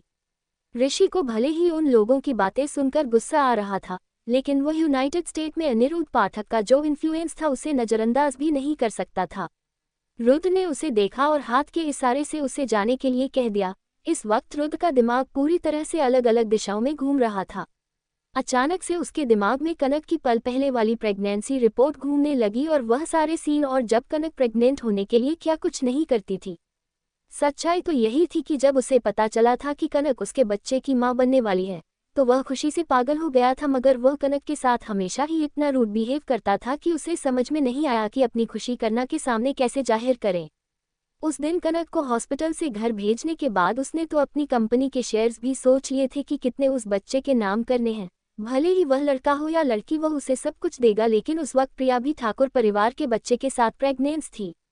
वह प्रिया और कनक के बीच के हालातों को किसी और इंसान से बेहतर जानता था। उसने ये कहा था कि उसे डर था कि कनक प्रिया के बच्चे को नुकसान पहुंचेगी, लेकिन सच्चाई तो ये थी कि प्रिया कनक को नुकसान ना बहुत ज्यादा, इसलिए उसने इसे कहकर कनक को दूसरे देश में भिजवाने का प्लान कर लिया था। अब्रॉड में उसके पास बहुत सारी प्रॉपर्टीज थी, उन्हीं में से एक विला को चुनकर उसने फ़ोन पर ही उसके सबसे भरोसेमंद इंसान को ऑर्डर दे दिया था और विला में एक बहुत ही अच्छा एक नए बच्चे के लिए रूम तैयार करवा दिया था। उसने एक पूरी पर्सनल डॉक्टर और नर्स की टीम रेडी करवा दी थी जो वहां पहुंचते ही हर वक्त कनक का ख्याल रखें। लेकिन किसने सोचा था कि उसका सब कुछ, उसके सारे सपने उसे आग में जलकर खत्म हो जाएंगे। उसकी बीवी, उसका बच्चा, उसका परिवार सब खत्म हो गया। वह रूम अभी भी उसी तरह है उस विला में। वह फ्लाइट टिकट जो उसने वहां जाने के लिए खरीदे थे वह अभी भी उसके दरोगा में पड़े हुए हैं, लेकिन उस आग में सब कुछ खत्म कर दिया। उसे लगा कि उसकी जिंदगी इसी तरह खत्म हो जाएगी और वह पूरी जिंदगी इसी तरह अकेला, गिल्ट और फ्रस्ट्रेशन में बिताएगा। उसने ये कभी उम्मीद नहीं की थी कि 5 साल बाद कनक वापस आ जाएगी। भले ही कनक ने अपना चेहरा, अपनी आवाज, अपनी आइडेंटिटी सब बदलकर खुद को एक नया इंसान बना लिया था, लेकिन रुद्र को पक्का भरोसा था कि सिया ही उसकी बीवी कनक है। और जब उसे इस बात का एहसास हुआ तो उसे लगने लगा कि जरूर भगवान को उस पर दया आ गई होगी, इसीलिए उसने उससे दूसरा मौका दिया है। इसलिए उसने ठान लिया था कि किसी भी कीमत पर वह कनक को अपने साथ रखेगा। लेकिन उसने यह उम्मीद भी नहीं की थी कि कनक उनके बच्चे के साथ वापस आएगी। अहीर की उम्र ठीक उतने ही थी जितनी उनके बच्चे की होनी चाहिए थी। अगर सिया ही उसकी पत्नी कनक है तो अहीर की उनका बेटा है। इन सभी पॉसिबिलिटी के बारे में सोचते हुए रुद्र काफी एक्साइटेड हो गया था। अपने हाथों की मुठ्ठियां कसकर बांधी हुई थी। वह जाकर अभी के अभी अहीर से पूछ लेना चाहता था कि उसके पिता कौन है, लेकिन उसे डर था कि वह हीर को डरा देगा। अपने बिजनेस डील में बड़ी से बड़ी मुश्किलें आने पर भी रुद्र कभी इतना नर्वस और पैनिक नहीं हुआ था। अभी रुद्र जो खुशी महसूस कर रहा था वह हजारों करोड़ों की डील साइन करने के बाद भी उसे नहीं होती थी। लेकिन दिल के एक कोने में अभी उसे डर था कि अगर वह लोग उसकी फैमिली नहीं हुए तो वह क्या करेगा। क्या वह फिर से सब कुछ बर्दाश्त कर पाएगा। 5 साल पहले जब उसने कनक को खो दिया, उस वक्त उस एहसास हुआ कि कनक उसके लिए क्या मायने रखती है। और कनक को खोने के बाद वह लगभग पागल हो गया था, लेकिन उसके खुशकिस्मती भगवान ने इसे दूसरा मौका दिया है। दूसरे लोगों की नज़रों में रुद्र शांति से वहां एक जगह पर बैठा हुआ था, लेकिन उसका दिमाग, उसका दिल सब कुछ अलग अलग ख्यालों से भरे हुए थे। ठीक उसी वक्त कनक के वार्ड का दरवाजा खुला और अहीर बाहर आया और ठीक रुद्र के बगल में जाकर बैठ गया। अचानक से अहीर हाथ में पकड़े हुए मिल्क की खुशबू से रुद्र अपनी सोच से बाहर आया। उसने मुड़कर देखा तो एक छोटा सा प्यारा सा मासूम चेहरा उसके सामने था। इस वक्त उसका दिमाग बहुत सारी उलझन में फंसा हुआ था। इस वक्त उसे समझ नहीं आ रहा था कि उसे क्या कहना है। अहीर ने कुछ नहीं कहा और चुपचाप उसके बगल में बैठकर अपने हाथ में पकड़ा हुआ दूध पीता रहा। जो पायल ने उसे जबरदस्ती पकड़ आया था, उसे देखकर ऐसा लग रहा था जैसे उसे बैठने के लिए एक सीट चाहिए थी और उसके बगल में कौन बैठा है इससे उसे कोई फर्क नहीं पड़ता। रुद्र बहुत उदास था। उसका बेटा वंश, वह भी 4 साल का था, लेकिन वह बिल्कुल एक नॉर्मल बच्चे की तरह बिहेव करता था। जब वह खुश होता तो बहुत जोरों से हंसता और जब वह दुखी होता तो बहुत जोरों से रोता। लेकिन दूसरी तरफ अहीर बुलबुल शांत और मैच्योर दिख रहा था, एक बड़े इंसान की तरह। जब वह पहली बार आहिर से एयरपोर्ट के बाथरूम में मिला था तो उसके सामने एक छोटा बच्चा था जो मासूमियत से उसकी तरफ देखते हुए उसके पैरों को पकड़कर उससे मदद मांग रहा था, जो उस समय उसके बगल में बैठे इस छोटे से बच्चे के भेस में बड़े इंसान से बिल्कुल अलग था। उसे समझ नहीं आ रहा था कि पिछले कुछ सालों में अहीर किस तरह के माहौल में बड़ा हुआ होगा जो उसका कैरेक्टर ऐसा हो गया है। अगर वह सचमुच उसका बेटा है तो पिछले 5 सालों में उसने और अब कनक ने कौन कौन से दुख झेले होंगे। रुद्र के दिमाग में बहुत सारे सवाल थे पूछने के लिए, लेकिन उसे पता नहीं था कि शुरुआत कहाँ से करनी है। अभी वह हिचकिचा ही रहा था, तभी अहीर ने पूछा, मेरी मॉम को चोट कैसे लगी। उसकी बात से रुद्र हैरान हो गया, लेकिन कुछ सेकंड के बाद उसने धीरे से कहा, वह एक कॉन्सेप्ट कार की टेस्ट ड्राइविंग कर रही थी और गलती से शायद कुछ गलत हो गया। वह कार मेरी डिज़ाइन है और इस सब के लिए मैं रिस्पॉन्सिबल हूँ। मैंने उस कार की सेफ्टी पहले एडवांस में चेक नहीं की थी। I am sorry. Rudra Thakur परिवार का प्रिंस और ठाकुर कॉर्पोरेशन का बॉस था। उसके जिंदगी में बहुत कम ही ऐसे मौके थे जब उसने किसी से सॉरी कहा हो, लेकिन अपने सामने बैठे इस 4 साल की अहीर से उसने यह बात बहुत ही सिंसियरली कही थी। रुद्र को भी अपनी बातों पर भरोसा नहीं हो रहा था और रुद्र की बातें सुनकर अहिर सीधा उसकी आंखों में देख रहा था। सामने छोटे बच्चे की सेम खुद की तरह नीली आंखें देखकर रुद्र और एक्साइटेड हो गया। वह जोर से अहीर को गले लगा लेना चाहता था, मगर आखिर में उसने कुछ नहीं किया। वह सिर्फ अहीर को देखता रहा और कुछ नहीं कहा। अहीर को रुद्र की आंखों में जरा सा भी झूठ नहीं दिख रहा था। उसने अपने मन में ये कहा कि वह अभी छोटा है और लोगों के शैतानी दिमाग में क्या चलता है वह ये नहीं समझ सकता, मगर उसका दिल में नफरत भरी हुई थी। क्या आप हमेशा ही ऐसे ही केयरलेस होते हैं जब कोई और ड्राइविंग करता है, या फिर आपने ये जानबूझकर किया? मैं ये सब जानबूझकर क्यों करूँगा? रुद्र को अहीर की बातों में अपने नफरत साफ दिख रही थी और उसे समझ नहीं आ रहा था कि यह बच्चों उससे नफरत क्यों करता है। क्योंकि आप, इतना कहते कहते वह रुक गया। क्योंकि आप मुझे और मेरी माँ को पसंद नहीं करते, आप हमें मार डाला चाहते थे, है ना? आहिर चोरों से चिल्लाकर कहना चाहता था, लेकिन आखिर में उसने अपने इमेज को कंट्रोल किया और अपने मन की बात अपने मन में ही रहने दी। उसने मुंह बनाया और अपनी गर्दन घुमा ली। उसका क्यूट लुक देखकर रुद्र का दिल पिघल गया। क्योंकि मैं क्या? रुद्र ने और सॉफ्ट आवाज में पूछा, लेकिन अहीर ने उसे पूरी तरह से इग्नोर किया और खड़े होकर बहुत ही कोल्डली कहा, यहाँ से जल्दी चली जाए। जब वह होश में आएंगी तो आपको और देखना भी नहीं चाहेंगे। मैं तुम्हारी मॉम का बॉस हूँ, मैं उनसे कह दूंगा कि वह रिजाइन कर दे। कहकर अहीर रुद्र की तरफ देखने लगा। इस बार वह अपनी नज़रों में घिन और रुद्र के लिए नफरत बिल्कुल नहीं छुपा रहा था, और उसकी ऐसी नज़रें महसूस कर रुद्र का दिल दुखने लगा। उसने पूछा, बच्चे, क्या तुम मुझे बताओगे कि पिछले 5 सालों में तुम और तुम्हारी मॉम कैसे रहते थे? इसका आपसे कोई लेना देना नहीं है, अब जल्दी कीजिए और यहाँ से चले जाए। इतना कहकर अहीर जल्दी से वर्ड के अंदर चला गया और दरवाजा बंद कर दिया। रुद्र ने किसी की नज़रों में अपने लिए इतनी घिन कभी महसूस नहीं की थी। तभी उसने अपने हाथ में पकड़े हुए एक बाल को देखा। यह उसने कनक के सर धीरे से निकाला था। जब किसी ने उसके नोटिस नहीं किया, कुछ कॉम्प्लिकेटेड इमोशंस के साथ रुद्र वहां से उठकर चला गया। वार्ड में वापस आने के बाद अहीर का चेहरा हल्का गुस्से से लाल था और उसने पाउट किया हुआ था। वह बहुत नाखुश दिख रहा था। उसे इस तरह देखकर पायल मुस्कुराए और उसने पूछा, क्या हुआ बदमाश बच्चे, तुम्हें किसने गुस्सा दिला दिया? अहीर चुपचाप आकर कनज के बगल में बैठ गया और थोड़ी देर बाद उसने कहा, पायल मासी, दुनिया में ऐसे लोग क्यों हैं जो मोम जैसे अच्छे लोगों को पसंद नहीं करते? उसका सवाल सुनकर पायल अपनी जगह पर जम गई। उसे भी इस सवाल का जवाब नहीं पता था कि कनक इतनी अच्छी थी, रूप से इतना प्यार करती थी, फिर भी रुद्र उसे हॉट कैसे कर सकता है। लेकिन उसने आखिर में कहा, तुम अपनी नाक बड़ों के मामले में मत घुसाओ। नहीं, मैं मोम को खुश देखना चाहता हूँ, मैं इनके लिए एक बॉयफ्रेंड ढूंढ लूंगा। मेरी मॉम दुनिया की सबसे अच्छी औरत है और वह दुनिया के सबसे अच्छे इंसान का प्यार डिजर्व करती है। अहीर की बातें सुनकर पायल हंसने लगी और उसने कहा, नालायक, तुम अभी बहुत छोटे हो और तुम्हें ये बॉयफ्रेंड गर्लफ्रेंड के बारे में पता कैसे चला, और उसके बाद तुम्हें कौन लगता है कि तुम्हारी मोम के लायक है? मेरे गॉडफादर, उसने पायल की तरफ देखते हुए कहा, मेरे गॉडफादर दुनिया के सबसे पावरफुल इंसान हैं और वह मुझसे और मेरी मॉम से बहुत प्यार करते हैं, और उन्होंने मुझसे ये भी कहा है कि जिस दिन मेरी मॉम मान गई उसी दिन वह मेरे डेड बन जाएंगे। पायल ने पूछा, तुम्हारे गॉडफादर कौन है? पायल को कभी नहीं पता था कि अमेरिका में कनक जिंदगी कैसी थी, लेकिन अपनी गॉडफादर के बारे में बात करते हुए जब उसने अहीर की आंखों में इतना प्राउड और कॉन्फिडेंस देखा तो वह भी उस इंसान के बारे में जानना चाहती थी। तभी अहीर ने प्राउडली कहा, मेरे गॉडफादर का नाम अनिरुद्ध पाठक है, वह दुनिया के सबसे अच्छे इंसान हैं। अनिरुद्ध पाठक? पायल का बिजनेस इंडस्ट्री से कोई लेना देना नहीं था, इसलिए उसे इस इंसान के बारे में कुछ खास जानकारी नहीं थी, इसलिए वह बस मुस्कुराए और उसने कहा, जब वह तुम्हारी मॉम के साथ इतना ही अच्छा बिहेव करते हैं तो तुम अपनी मॉम के साथ यहाँ क्यों आए? तुम्हें वही उनके साथ रहना चाहिए था। हम यहाँ आए क्योंकि। इतना कहते कहते अहीर रुक गया। वह अपनी बहन आरुषि के बारे में कुछ नहीं कह सकता। उसकी मॉम ने आरुषि के बारे में बात करने से उसे मना किया था, इसलिए उसने जल्दी से टॉपिक बदलते हुए कहा, पायल मासी, आपको क्या लगता है मोम को कब तक होश आ जाएगा? मुझे नहीं पता बच्चे, लेकर अगर तुम थक गए हो तो जाओ वहां पर आराम करो, मैं इनके साथ हूँ। अहीर को इस तरह उदास देखकर पायल को भी बुरा लग रहा था। नहीं, मैं भी यही मोम के साथ रहूंगा। अहीर जल्दी से बेड पर चढ़ गया और जाकर कनक के बगल में धीरे से लेट गया और जल्दी ही उसे नींद आ गई। कुछ देर में रुद्र वापस हॉस्पिटल आ गया, लेकिन पायल ने उसे अंदर नहीं आने दिया।